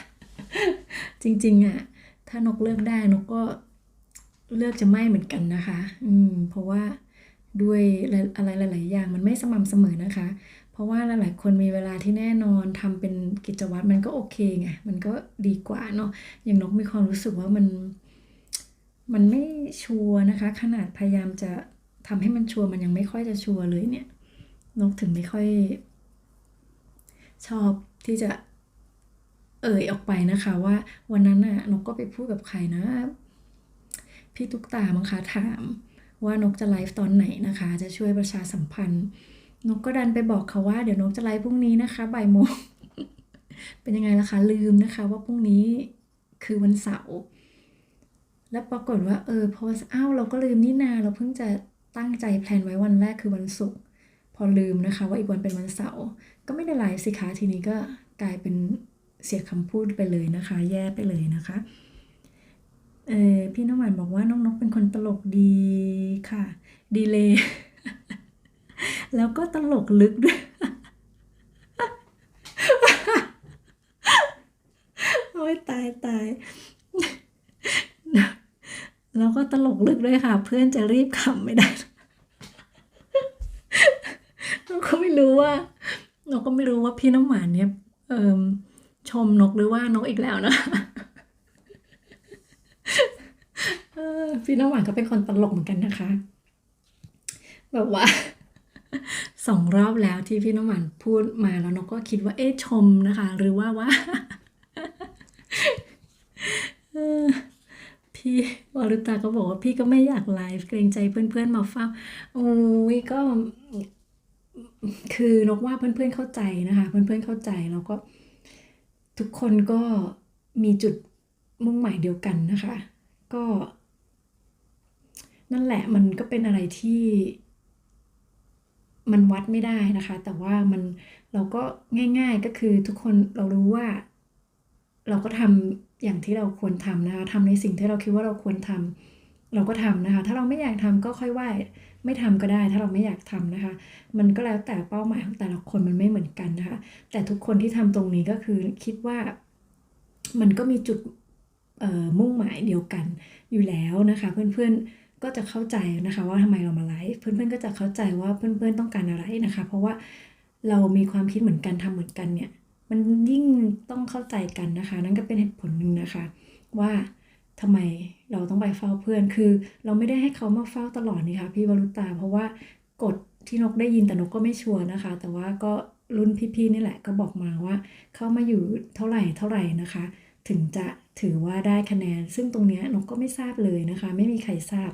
นกก็ไม่รู้ว่าไม่มีใครยืนยันว่ามันแน่นอนนะคะอย่างเช่นอย่างนกเปิดหลายๆช่องอย่างเงี้ยในเวลานกเปิดในคอมนะคะนกเปิดหลายๆช่องพร้อมๆกันเป็นการเฝ้าเขานะคะถึงแม้ว่านกจะไม่ได้คุยกับเขาเนี่ยนกก็คุยทีละบ้านนะคะเวลาคุยแต่ว่าเปิดเฝ้าทุกบ้านเลยซึ่งตรงเนี้ยนกก็เคยถามพี่ๆว่าถ้ามันจะมีผลกับคนไลฟ์ไหมว่าเขาจะได้คะแนนไหมนะคะถ้านกรู้ว่านกเปิดหลายบ้านแล้วเขาไม่ได้เนี่ยนกก็จะไม่ทำนะคะแต่เพราะว่านกก็ยังไม่รู้นะคะนกก็อยากจะไปเฝ้าทุกบ้านน่ะมันก็ทำไปนะคะซึ่งถ้าเรารู้จริงๆก็ค่อยว่ากันอีกทีก็ได้นะคะแต่ตอนนี้เราไม่รู้ไงเราก็ทำไปก่อนนะคะเพื่อว่าเป็นการสนับสนุนเพื่อนๆแบบนี้นะคะก็ไม่เป็นไรนะคะพี่วรุตาเพราะว่า คือถ้าเราเกรงใจแล้วเราไม่ได้ทำมันก็ไม่น่าจะดีนะคะ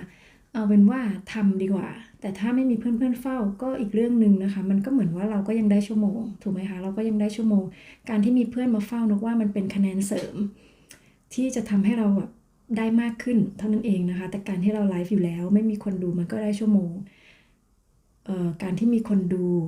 หลายคนหรือว่าอยู่กับเรานานก็จะเป็นบวกเข้าไปอีกเป็นอีกเรื่องหนึ่งซึ่งเราก็ไม่รู้ว่าเขาจะคิดแบบไหนเท่าไหร่แบบนี้เท่านั้นนะคะเท่านั้นเองแต่ยังไงคือมันก็ได้บวกเข้าไปการไม่มีก็คือเราก็ได้ชั่วโมงแค่นั้นนะคะก็ทำค่ะแล้วนกเชื่อว่าพอแรกๆมันอาจจะไม่มีเท่าไหร่แต่ว่าพอเราทำไปมันก็มีนะคะเออทำเถอะค่ะแค่ทำช่วงที่พี่สะดวกเท่านั้นเองนะคะ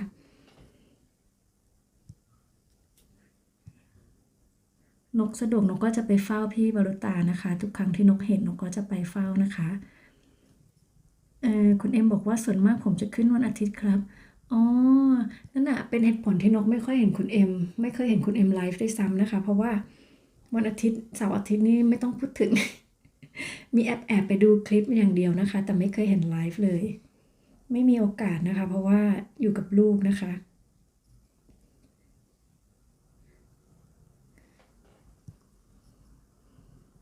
ขึ้นวันอาทิตย์แล้วคุณเอ็มขึ้นแค่อาทิตย์ละครั้งเหรอคะหรือว่าอย่างไรแต่จริงๆผมไม่อยากขึ้นบ่อยนะแต่บางทีก็จำเป็นใช่ค่ะก็คิดเหมือนนกนะคะจริงๆนกก็ไม่อยากไลฟ์เลยนะคะแต่ก็จำเป็นนะคะเพราะว่ามันตลกมากนะคะนกมีแค่ไม่ถึง200ชั่วโมงนะคะพี่น้ำตาลก็ให้หัวใจมาเอ้ย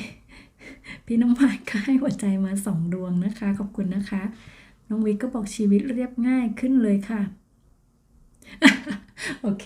หมายถึงว่าพี่วรุตาก็ขึ้นเลยใช่ไหมคะพี่วรุตาก็ขึ้นมาบ้างแล้วนะคะแต่นกสังเกตว่าพี่วรุตาขึ้นดึกนะคะขึ้นดึกของเวลาไทยนะคะแต่เอ่อนกสังเกตนะคะคนที่ไลฟ์ดึกๆของเวลาไทยก็ยังมีเพื่อนที่อยู่ต่างประเทศมาดูอยู่นะคะแต่นกก็ไม่แน่ใจว่ามันอาจจะเป็นเพื่อนที่เราซับด้วยหรือเปล่านะคะถ้าคนที่เป็นเพื่อนเราเนี่ยเขาถึงจะเห็นเราว่าเราไลฟ์ใช่ไหมคะถ้าอย่างเราไม่ได้ซับใครเราก็จะไม่สามารถไปเห็นเขาว่าเขาไลฟ์ขึ้นมาแบบนี้นะคะก็มันก็อาจจะขึ้นอยู่กับเพื่อนที่เรามีด้วยว่าเขาอยู่ที่ไทยหรือเขาอยู่ที่ต่างประเทศแบบนี้นะคะถ้าอยู่ที่ไทยเนี่ยถ้าเรามีเพื่อนที่อยู่ไทยเยอะแล้วเราไลฟ์ตอนเขาหลับเนี่ยเราก็อาจจะไม่มีใครมาเห็นเราไงคะก็ต้องอาจจะเลือกเวลานิดนึงนะคะพี่ออนบอกว่าพี่ออนเฝ้าไว้ค่ะต้องทำงานแล้วค่ะได้ค่ะพี่ออนขอบคุณนะคะนกว่านกก็ได้เวลาแล้วอุ๊ยตายแล้ว นกก็ต้องไปแล้วเห็นไหมคะเนี่ยนกถ้าพี่ออนไม่เห็นเมนต์นี้พี่ออนนกก็ไม่ดูเวลานะคะนกขออนุญาตอ่านเมนต์อย่างเร็วเลยนะคะพี่วรุตาบอกว่าตอนไหนคะน้องวิอืมน้องวิพูดอะไรอ่ะนกจำไม่ได้แล้วตอนไหนคะน้องวินะคะอันนี้พี่วรุตาถามน้องวินะคะน้องวิบอกว่าทุกคนต้องการจุดประสงค์เหมือนกันต่างคนต่างเป็นกำลังใจให้กันใช่ค่ะน้องวิพูดถูกนะคะทุกคนก็